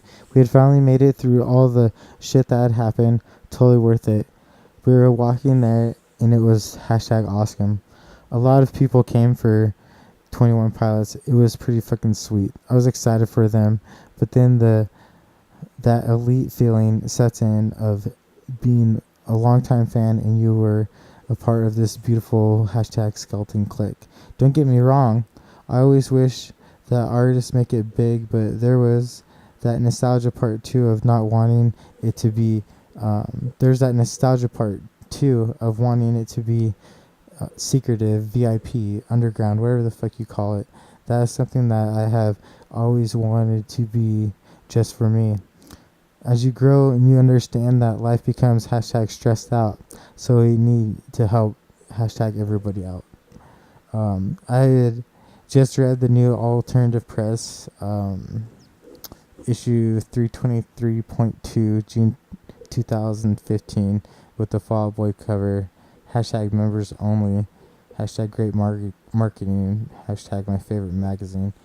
So it's just a screenshot of when I was reading that magazine. This is on my Instagram, my personal one. And it just says, hell yeah, Alternative Press magazine came. Can't wait to check out a couple of my favorite bands. And it was 21 Pods, Fall Out Boy, Panic, Sleeping with Sirens. Yeah, and then it says hashtag Fueled by Ramen is taking over the world again. And they do. Fueled by Ramen is like my favorite label. I'd love to own them. Side tangent. Hashtag you think twice about your life. Even though my life has been dealt pretty shitty, I had to make the best of it. And I know I'm blessed to do things and that I want to do and the things I want to do, but I do have a very hashtag optimistic outlook on life. It could be worse. I have had to, as I mentioned before, but I had to entertain my faith and understand what my it ain't the speakers that pump the heart, it's the hearts that make the beat. Hashtag we were gifted with thought. So those are 21 Pilots lines with those hashtags and that. And then it just says hashtag real life, random moment. And so went for like a drive and me and my homie took a picture. And I think this is the Bountiful LDS Temple or Mormon Temple. But for viewers can't see, there's like a huge thunderstorm like right over it and on the right side, and then on the left it's all nice and light. And so that's how life can be, man. Like you can have like these crazy ass thunderstorms, like on the right side behind this hill in the temple, it's like super dark, it can be that, and then there's a tiny glimmer of light right here, and then light over here, and more thunderstorms, and then boom, it just opens up and it's like nicer skies and it's better and it feels good because of the rain. So just take that for heart. And it says, thank God it's Friday, because Fridays will always be better than Sundays, because Sundays are my suicide days. I don't know why they always seem so dismal. Thunder, clouds, snow, and a slight drizzle. Whether it's the weather or the letters by my bed, sometimes death seems better than the migraine in my head. And that's 21 Pilots song, Migraine. It's random how these events happen, at least in my mind. I was waiting for the iPhotos to load. Not long, but I really need an SSD drive. But fuck, man, I take so many damn screenshots, and also just learning different ideas and passions, and just saving it for my life, because you never know, man. Like, I'll get more about like digital life stuff or simulation things that I think, but you never know. Like, maybe our life was digital at a point, like that. That show Black Mirror is crazy, but this other hashtag. We'll get back to the story. I could talk about Black Mirror later. We all are stranger creatures. Then gosh, sorry. We were all stranger creatures than when we all started out as kids. I'm not entirely sure what that song means. At that point, like that line right there. And so this was the set list of the Chipotle Cultivate Festival. I'll read it in a second. I'm just trying to size it up for the people that are watching online. I'm going to take a real quick drink again. Yeah, sorry.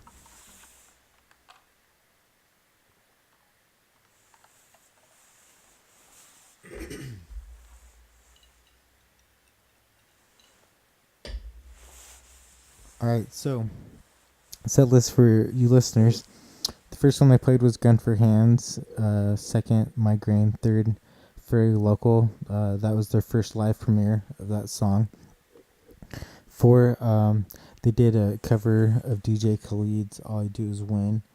And then they did House of Gold, Holding On To You. Semi-Automatic was aborted due to time. And that really sucks. That's like one of my favorite songs. And yeah, damn, I was so sad that I wasn't able to hear that. I wish they would have abandoned one of the covers or something.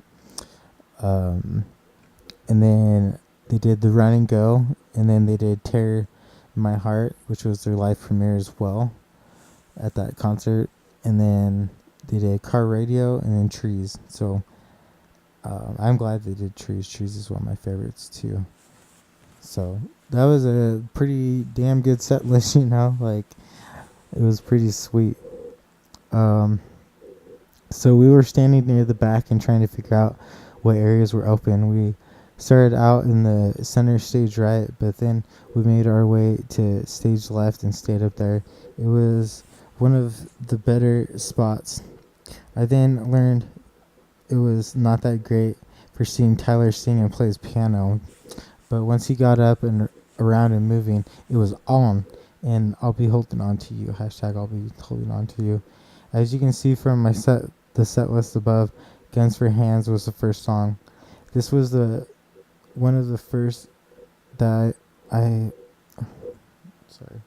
This was one of the first songs that I had heard from 21 Pilots. Everything is coming together. Hashtag the atmosphere, the unity, the anticipation, the love. I could not contain myself. I was fanboying like a motherfucker, and I still do. Hashtag can't wait for Blurry Face. So here's another tangent really quick.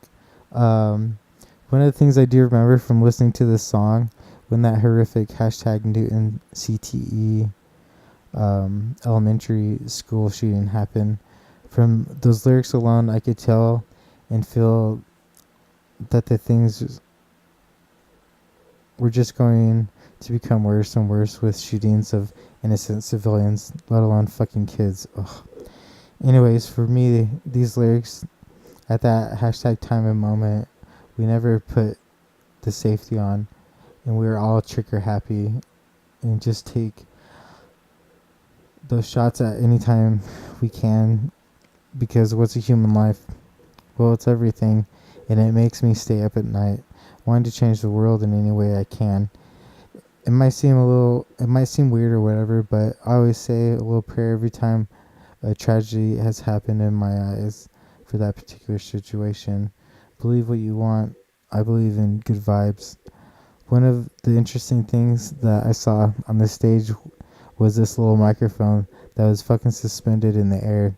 I then had a real life deja vu with Tyler singing during Fairly Local. It was fucking crazy how, like, almost eerie because of the events that happened up to then.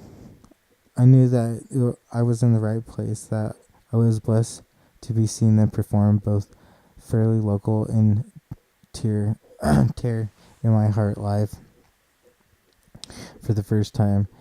It was their live premiere. It was fucking worth the wait. And, well, not worth not seeing them before because that would have been fucking intimate. But, like, as it was meant to be, which for me, hashtag all that deja vu. Damn, timing is everything. Plus, being able to hear their newest songs made me feel elite again. One of the other inspirational things that happened when they were playing hashtag car radio and Tyler gave a little speech. It's awesome because people do get very depressed and want to give up. It is hard. No one knows those demons but yourself, and even then you don't. And this is what he said in if I can find this video, my my hard drive like sort of crashed a little bit, and I think I have most of it, but I'm gonna see if I can find this video of him saying this because I think I recorded it. I might have got the end of it, but I looked up this online to double check with it.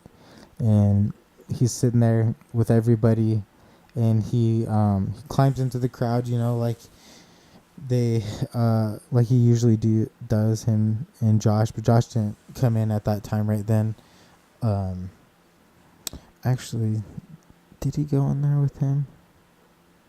I think actually he did go in there with him. Never mind. So he was sitting there, and so as everybody was holding up, he's like, everybody, Tyler says, everybody's still with me. Everybody give me one hand up. We're all together. I promise you're not going to get through. We're all together. I promise you're going to get through. We're all together. I promise you're going to get through. We're going to move together. And now we just sit. Come on. Now we just sit in silence. And then he screamed it. And, yeah.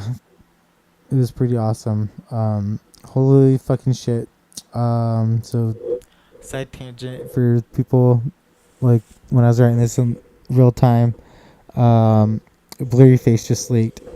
And so here's a picture of me taking it. And it has 1 minute for the screenshot of Facebook. And it says, "Ooh shit, it leaked, hashtag Twin Pilots, hashtag Blurry Face," and then OMG. It says, "I'm in love with this fucking album. Have been since I heard that they were releasing it, and then even more when Fairly Local was debuted. Those lyrics and that music video, mind blown. The anticipation of the album was worth it. That's one thing that is good and bad about digital downloading. Purchase on iTunes.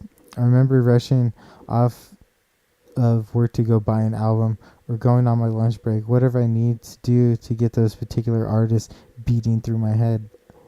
I believe my favorite newer songs that I'd heard, and possibly overall song that I enjoyed the most, is hashtag Not Today and hashtag Heavy Dirty Soul, mainly because in my head he is being his happy side of Blurry Face, who he believes he is, and he has ultimately transformed into something that spawned this hashtag genius.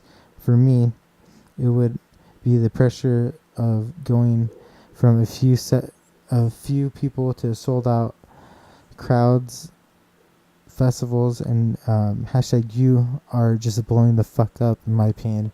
Like, no one really has classes on how to be famous, and if they did, each case would be different.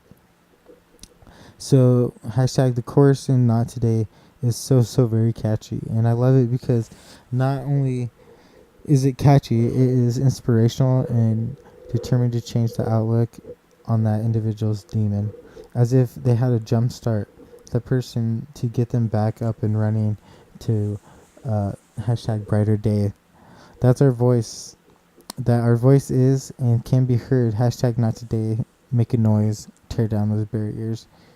Heard you say, not today. Tore the curtains down. Windows open. Now make a sound. Heard your voice. There's no choice.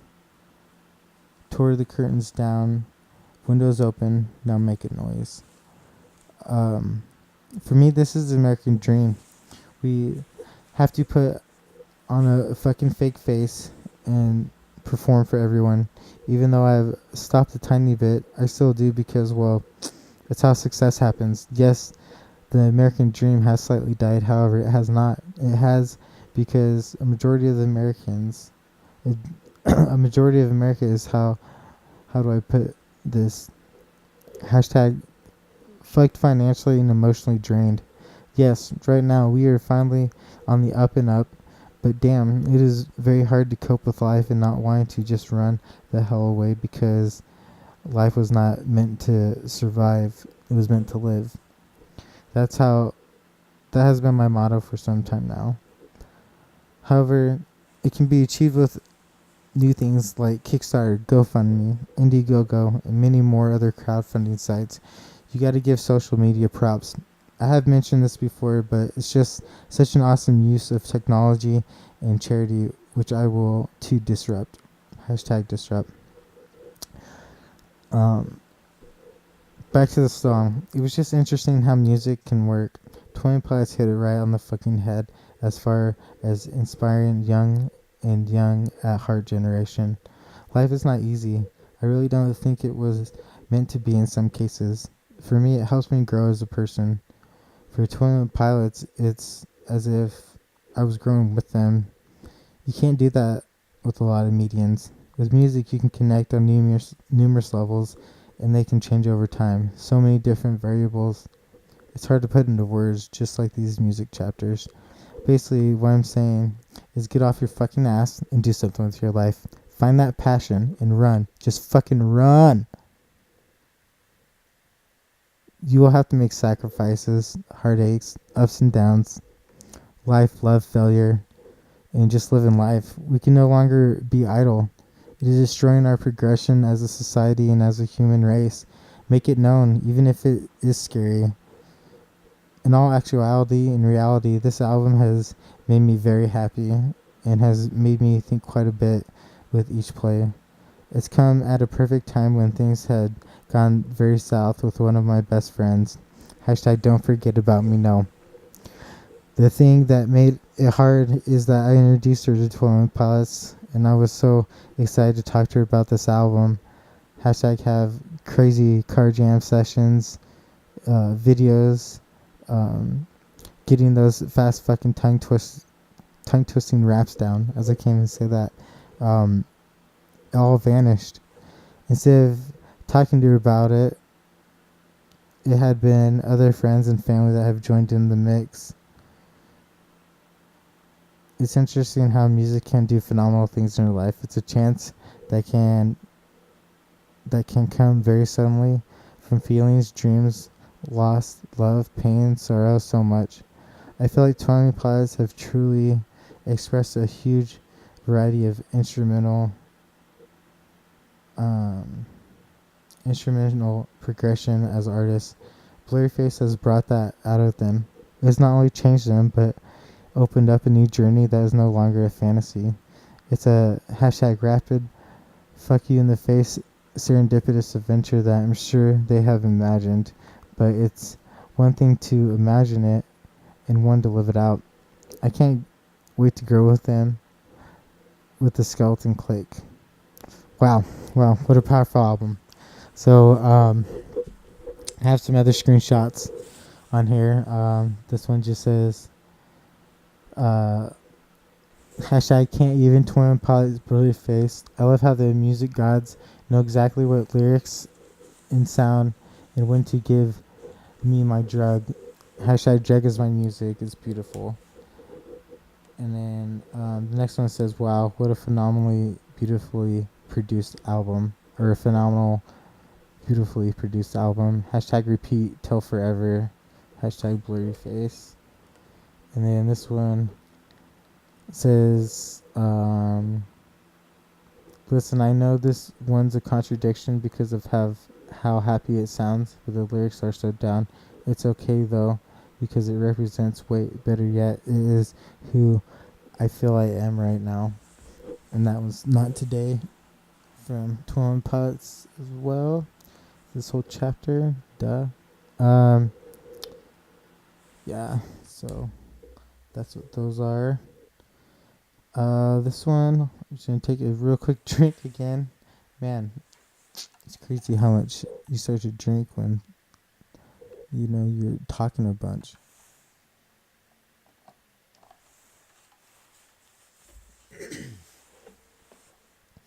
Tuesday, November 3rd, 2015, 9:31 p.m. Mountain Standard Time, Salt Lake apartment. First draft of the previous finishing chapter and new apartment. Shit. So I was drinking Kirkland vodka and a sour D hybrid at that time. Alright, so this particular concert was something of a pretty interesting one, and how everything #fucking went down. Here we go. So yeah, the previous girl always made me remember 20 Pilots, as I have mentioned before. It sucked because one of those tickets I had was for her. Well, shit. Life fucking happens. So I did something I have never done before concert-wise. That meaning, well, I had 2 extra tickets and I sold the fuck out of them. I needed money. I was unemployed and I was offering on the lower end for each tickets. I sold them for $150 a piece. So I didn't feel good about that. I know, crazy, like almost $100 each profit. Well, I was without a job and I needed the money. I had to make ends meet. Life is hard, and yes, I do have an above average materialistic appreciation. So #suck me sideways. Whatever, I didn't give a fuck. Anyways, life is fast, haha. And fucking Slowtown just came on. Music Gods again. I love the background and the screaming at the 4-minute 1 second-ish mark. Well, shit, that was a weird tangent. Nick, thanks for being #faded Devon writing. So I sold them. I did that and it helped me out. Sometimes I feel like it's a blessing, #karma, whatever you see fit. I feel like telling that because that is something I've never done. I guess I got twisted up inside my head. #a confession, if you will. That's also how this concert started for me. It's always more real when you hold the tickets. Like, I'm tangible for fucking sure. I love music. So yeah, I always try to buy my tickets now, unless it's out of town. Now I learned my lesson the hard way. I've lost I don't even know. Probably like over $500 on my lifetime of out of town tickets. Before like digital era, like when I bought them, because I thought I was going to go and then something came up and I couldn't go. So now if I do buy digital or tickets out of town, I always try to buy them digital so I can transfer them to somebody. I mean, I sold them on eBay sometimes, but then you had to pay for like express shipping and it just costs a lot. So it's a lot easier to do that. So #I love music. I do have a confession. I wanted to write this here as like a new cleanse, my new chapter of my old new self. I'm just excited that I am writing this in my new apartment, #quadplex. Alone in #ambiverted. Holy shit, kitchen sink just started. Nobody thinks what I think. Liquide Air, Liquide Sessiøns is to you, not Liquide Air, Liquide Sessiøns to me. Write something that might be worthless. So I'm talking about kitchen sink, because I just started. And yes, I do feel like I fight off demons in a sense. Worst shit happens now around me. Musical gods. #MGMs is the musical gods. Damn, this song is so fucking underrated. It's beautiful, really. So I'm talking about Kitchen Sink again. You guys should check that out if you haven't heard that. But if you're a 21 Pilots fan, you probably have heard that. So no one knows what his kitchen sink is, and so that's why I was saying, like, he says that in a way. But yeah, Liquide Air and Liquide Sessiøns to me isn't what it is to you. And he says the kitchen sink isn't what it is to you as it is to me, you know, and vice versa. So 21 Pilots. So this was when I saw 21 Pilots again. They came with Echo Smith, and this was on September 26th, 2015, and that was at Saltaire in Utah. Life is interesting when something you love, such as this band, 21 Pilots, becomes something more than just music. They're slowly and very, very fucking surely changing a cultural new age generation. It's very surreal to watch and understand the crowd and do a little sociology of this particular scene that I myself grandfathered in. It's nothing like I have ever seen and felt, and for us to think to be alive is to feel the proud and the emotional. The time came, and Jay and myself met up with my friend JJ, then my sister Emily met us there. She came straight from Comic-Con Salt Lake City 2015, dressed as a Goomba. All but JJ went to the bar and got some drinks, AMFs to be exact. We drank those sort of quick because we were a little late getting there. Echo Smith was just about on their last song. I then got my favorite drink after that. We all then go out to the balcony and look at the sold out crowd. Outdoor concerts are fun. Hashtag I saw a fun there as well outside, because at Saltaire I hadn't been to a lot of outside shows. They hadn't done a lot of them, and so I saw a fun there like a while ago. I don't even know when it was. It was before then. My one friend Annette went with me, and that was cool. Sorry, I gotta take another drink really quick.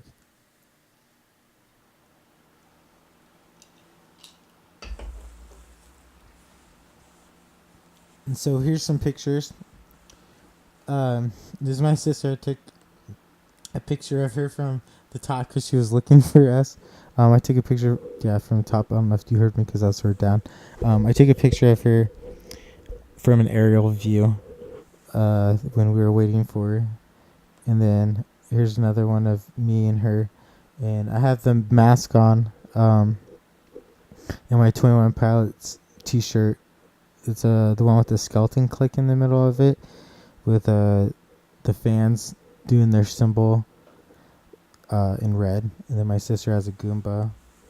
You can see a little bit better there if I do that for the people online.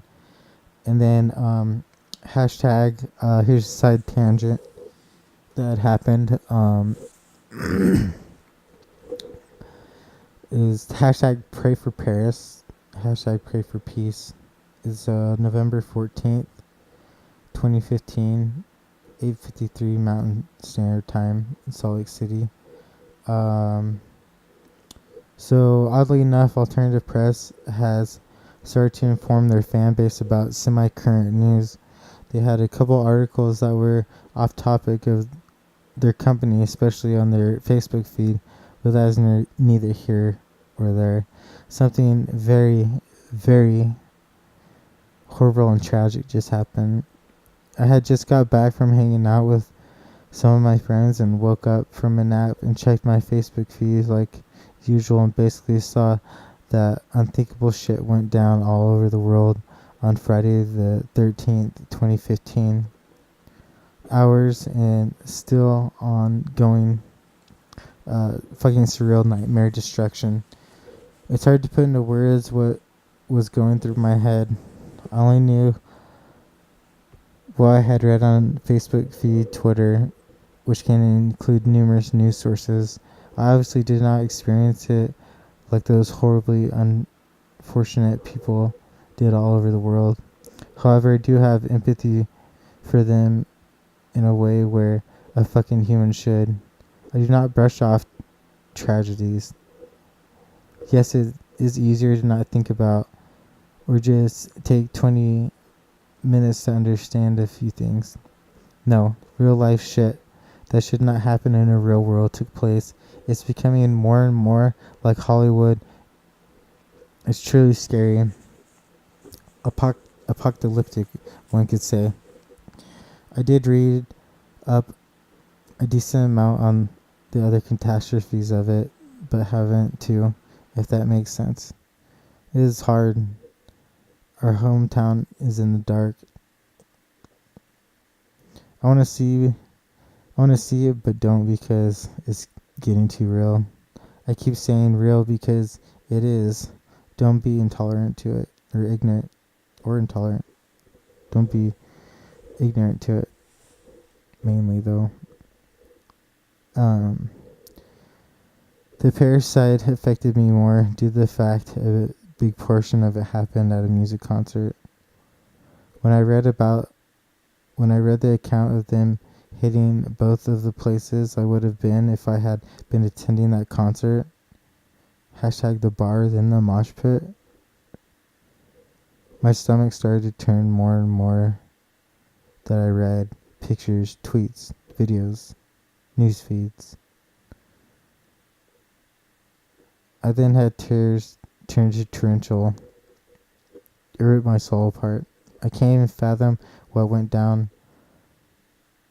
No one possibly can from all the angles and point of views. I just wish things were different. I just do not know. I do not know if we will ever have peace. It truly is scary. However, we do have our solidarity as a world. That was a beautiful thing to see unfold. There's always good and evil. We need a lot more good things to happen, I feel like. Hashtag peace will win and fear will lose. Just played through my headphones. The MGMs did it again. There is one thing that is troubling and something that should not be happening. I attend quite a few concerts, shows, performances.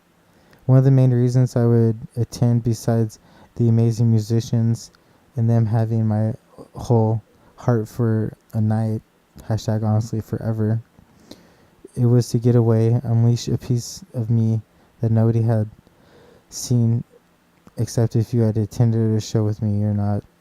It becomes a haven, a home, and a warmth of unity, love, being you. That does not happen all the time. To have that feeling now terrorized and destroyed mentally on numerous accounts, levels, emotions, I cannot personally fathom at all. It affects everyone involved in that venue, in the venues worldwide now. Am I the only one to know? Hashtag waging my words behind my face and above my throat. Hashtag shadows will scream that I'm alone, but I know we've made it this far. Hashtag kid. We have made it this far. It is sad that touring pilots had to cancel their European tour on the account of safety and security. It happened in the middle of the end of this chapter. I've not even got to the part about the actual show. I always feel blessed every time I'm able to go attend an event.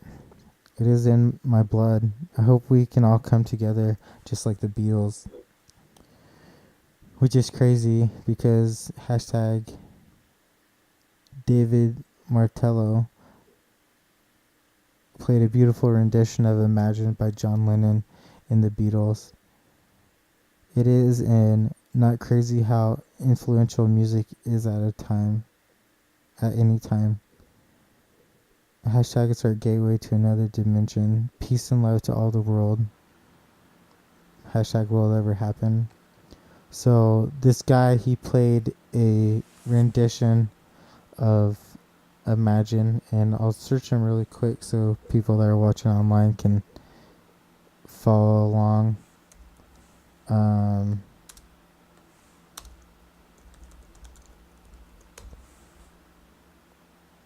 So he played this video right here. Let's see. So this is the one that you want to look up. For the people.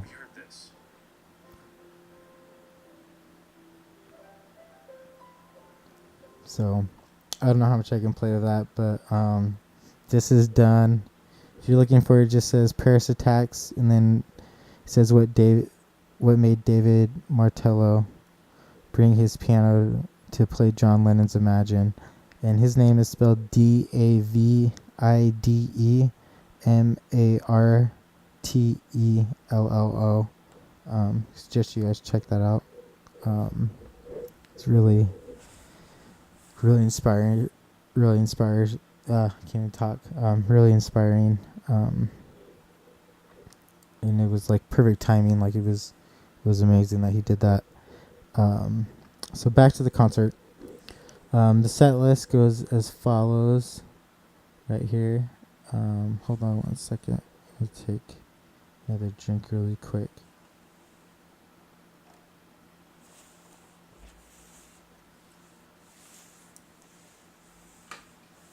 It's probably that heater. It gets pretty cold in my in this room I'm in, and so I have this little space heater blowing, and it's sort of blowing towards me. It's probably making my mouth super dry, but it's keeping me warm. So, sorry. Anyway, so the set list for the people that are online, they've probably read it, but I'll read it to you guys that are listening. Heavy Dirty Soul, Stressed Out, Guns for Hands, Migraine, Polarize, House of Gold intro, We Don't Believe What's on TV, Can't Help Falling in Love, Elvis Presley cover, The Judge, Lame Boy, and then for the piano and drum medley, they did different choruses. So they did the Platoon, verse 1 and chorus, Semi-Automatic, the chorus. Didn't get to listen to it again. Damn it. 21 Pilots. You guys, that song's awesome. Maybe it's hard for him to play. I don't know. And then Force, chorus, Screen, the chorus, Ode to Sleep, chorus, Addicted with a Pen, verse 1, and the rap. And then Screen, the bridge. And then they got back and they did, started with Doubt. They did Message Man, Holding On to You, Ride, The Run and Go, Tear in My Heart, Car Radio. And then for the encore they did Goner, and Trees. And the Goner one was sweet. Like all their video stuff was really awesome. I have a couple pictures that are online if you're following that, but yeah, the one on that was way sweet. I loved it. It was pretty cool. So we work our way through the crowd, a little tipsy-turvy, 21 Pilots. Woo! Yeah, crowding. That's what I call that. I call that woo. Yeah, in the crowd. So I was obnoxious for exactly 21 seconds. Not really, but I was obnoxious that much because people were listening. But actually, it was in between when we were walking around. So since we were all sort of tipsy and falling over, we dubbed JJ to find the spot since he was a sober one. He found a spot and then another. Oh, and then we find it. We throw on our masks and we're ready to blurry face out. So like blurry face the fuck out was what I meant. I myself am about to light up my cloud, and right after I do that, literally 3 seconds after I blew it out, one of the security dudes comes over and tells JJ, take off the mask. It was shocking because, well, I did not see that officer. I thought he was coming over and telling me I could not do that here. So then I hear JJ say, well, it's part of the act. And then I was like, oh yeah, it totally is. I'm fucking blurry face, bitch. He laughed and said, it's creepy and you can't wear it. So we acted like adults, moved, and put on our masks somewhere else. It was awesome. They started out with heavy dirty soul, one thing I must confess while I'm doing this, I am putting my body in somewhat the exact same state I was in. I'm listening to Heavy Dirty Soul. I've had a few AMFs. It's pretty well, to say the least. Tyler spits. Hashtag, this is a rap. This is not hip hop. Just another attempt to make the voices stop. I'm losing it. AK fanboying the F out. In this song, they convey a 21 Pilots prequel in a sense. They somewhat explain it meant to be, they somewhat explain what it meant to become something they almost never dreamed of, but at what cost? Who knows? Just them, really. Even though us as listeners want to almost take on their pain to become a part of their journey. And that's the beauty of the whole concept and everything that is 21 Pilots and Blurry Face. The whole set was awesome. It was like a dream come true, as you can see below. But man, it sucked. But understandable from a marketing / teaser perspective. The little choruses that they did, it got me hyped each time. But then I thought to myself, it's actually pretty damn clever, because you still got to experience that song, even if it was for a short time. But then they made up for it because hashtag doubt came on. Don't forget about me. About me is what I have on the hashtag. And then hashtag don't trust a perfect person and don't trust a set list that's flawless. See what I did there? Hashtag polarized was great too. Fuck man, everything was so great about that night. It's hard to put into words. It seriously is. They make me feel immortal in a way that I have not felt in quite a while. I was anticipating that bridge break in the song Domino and Fuego. I think I lost my halo. Oh man. And then that huge bass drop at the end. It was tingly. I love that at shows you can feel that bass. 2 minutes and 30 seconds to 32 seconds. I don't know where you are. You have to come and find me, find me. And so he screams that in that. Sorry, just stretching real quick.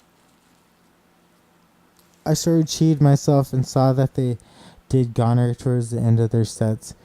But man, it was beautiful. The whole drop film and the impact of 21 Pilots, the people, the unity, the love, everything was great. Then they played motherfucking Trees. The reason it is one of my favorites is because this drawing that I, myself painted at one of those paint nights in Salt Lake City. It was a lot of fun.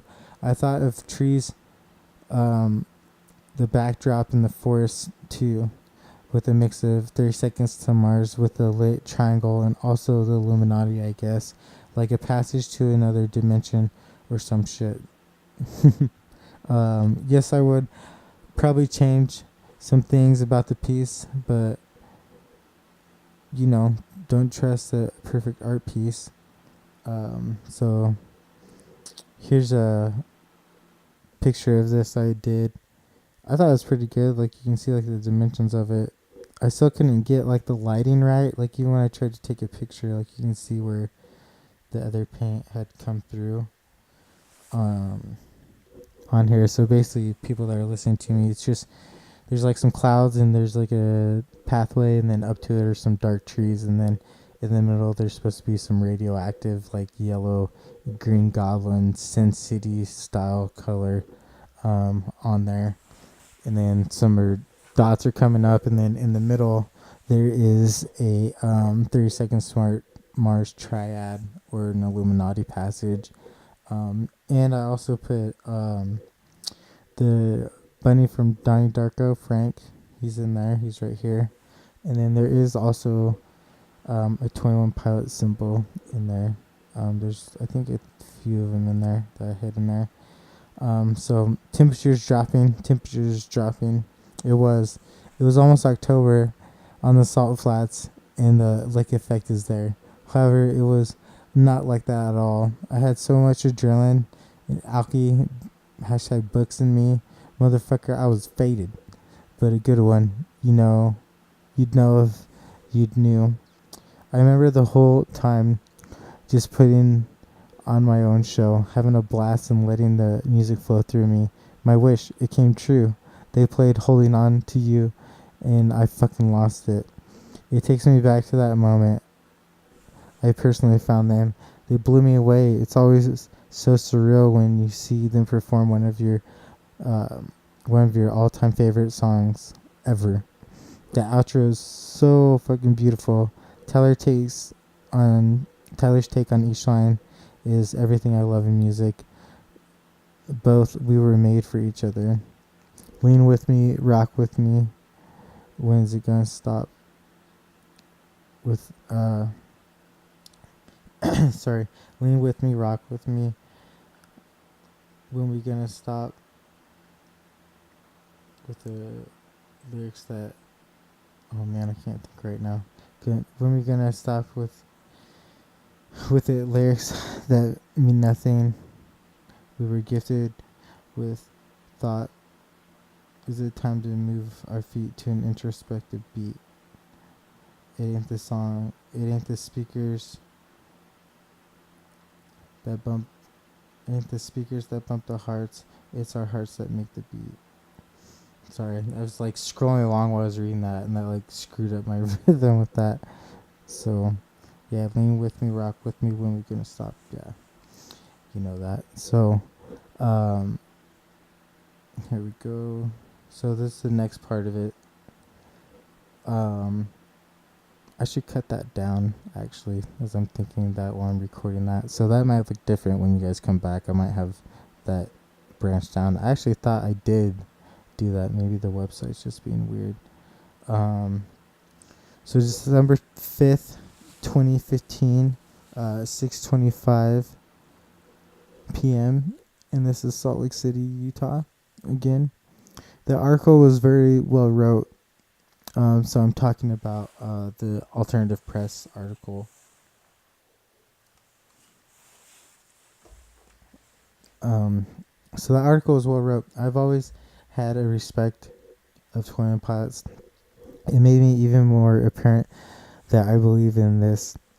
You can really tell that both Josh and Tyler love their fans and have mutual respect for us as well. They have had their trials and their experiences in a different light that they themselves cannot explain. I love how Dunn talks about how when he researches these people of fascination, and because of doing so, he feels like he can relate to them on a different level that is not even real, but it's built up to be so in his head.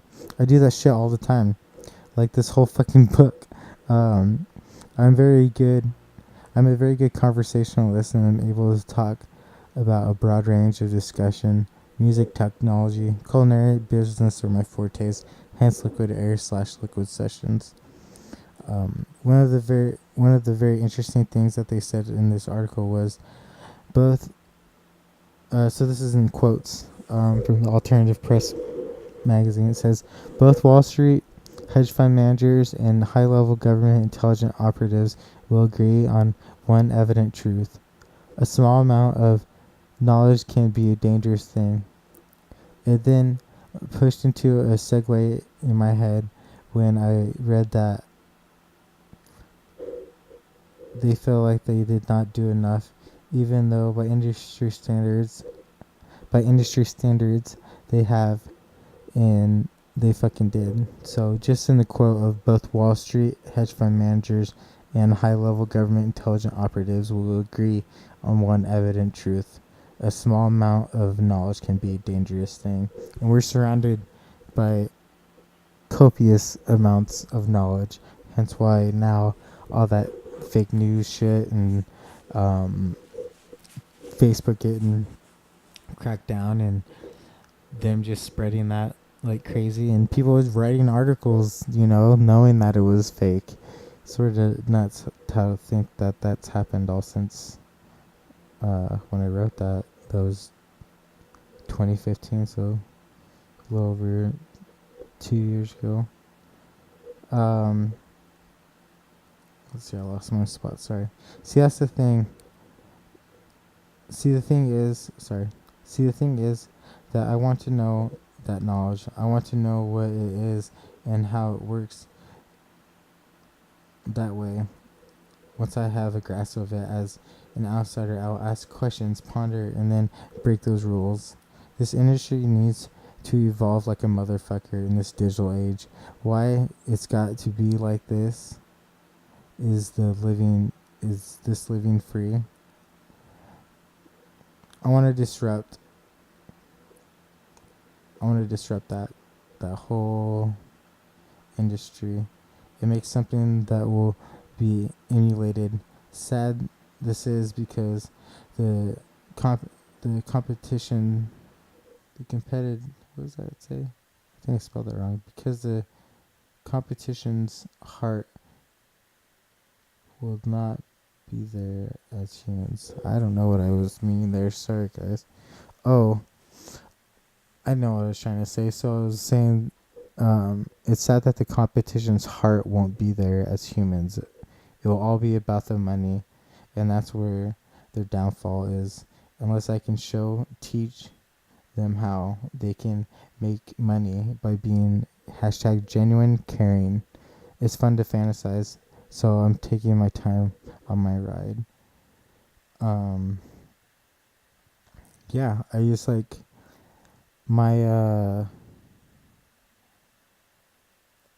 don't know how to explain it. Like my whole outlook on everything, like people, yeah, I will have nice things, like I do like material things, but once like I have my, I guess like a house and cars and things like that, even then though, I will still be putting a lot of money back into my business, and my marketing will help out, and the things that wouldn't be passed by like a board, or I don't know who will be there helping me run it, but I will use my own personal money to make things happen, like I just want people to experience like an awesome type of luxury that I myself will be experiencing at the same time, or have experienced, as I've worked at the Ritz-Carlton and seen what the top 1% like spend their life like, being a chef there and just watching it and seeing the rooms and the spa and all that stuff. But yeah, I just really want to disrupt that industry a lot. I think it's something that can definitely happen, got the business plan to do it. But here we go. So this last part is a quote from Tyler. Someone had asked him what the 21 Pilots logo means, and so he says, "It means 21 pilots, the logo does. Why it means 21 pilots? It really goes... Sorry, I can't even talk. So, it means 21 pilots, the logo does. Why it means 21 pilots, it really goes along with one of our songs, Kitchen Sink. The whole concept of that song is that I feel that humans are always struggling all the time when it comes to purpose, trying to figure out their purposes, what purpose even is. What's the point? Justifying your own existence. A lot of kids and people my age struggle with what's the point. And with the logo, what it really means is it's an encouragement. When someone asks me what the logo means to me, the logo means something to me because I made it. It means something to me. That's the point. The point is that I created something that only I understand, and whether or not I decide to disclose the meaning of it, that's the beginning of purpose for me. The meaning of purpose for me is by creating something. If it be by writing lyrics, painting a picture, by expressing yourself through art, if it's photography or music or theater or whatever it is. It doesn't have to be artistic, but if you create something and only you know the meaning of it. That's the beginning of purpose for you. When you're in the room by yourself trying to decide whether to stay alive, you can tell yourself, I should probably stay alive because I'm the only one who knows the meaning of that thing. So the logo is an encouragement for people to create. That's what it means. That's Tyler Joseph, lead singer of 21 Pilots. So this photo is one of my favorite photos of Tyler. I did not take this photos. This photo belongs to 21 Pilots on their ERS 2016 concert is when that was taken. That was through Facebook. So if you do a reverse image of this, that will come up on their page. The rest of the images though through this are mine. So all rights reserved. Screen grabs from respective owners of Facebook, Alternative Press Magazine, Jack in the Box, Instagram, Chipotle, Cultivate Festivals, YouTube. Black and white picture above is owned by 21 Pilots Facebook. The rest of the pictures are by me, Devin K. Shashi Christensen. So if you guys want to comment, you totally can. Or subscribe to my email. I'll start sending out stuff there. I can't get rid of this Pinterest thing, so I wonder if Squarespace can help me on that. Maybe they fixed that so I can take that off. But that's the chapter, guys. Thanks for listening to that 21 Pilots chapter. And if you guys want to check out or read ahead, since maybe you don't like how I speak or don't like, I don't know, whatever, how I suck at talking, it is sort of complicated just because I'm sitting here in a room by myself and I'm just talking, you know. I will have guest speakers and stuff, so it'll make it a little bit more interesting, but I'm getting through all these chapters just because I know some people don't take the time to read, and it's sort of cool to see what I said. You know, I don't even know what I'm saying. I'm just doing all this in real time. All of it's going to be live and done. As you can tell, I don't really want to go back and edit it. Plus, that's not really transparent. That defeats my whole purpose of what I'm doing this, you know. So, if you want to check it out, you can go to the Pitchography and read the other chapters, see what my bands are that are on here. So if you're online or watching that, you can see that right now. And then you can check out the About chapter of me as well, about why I'm doing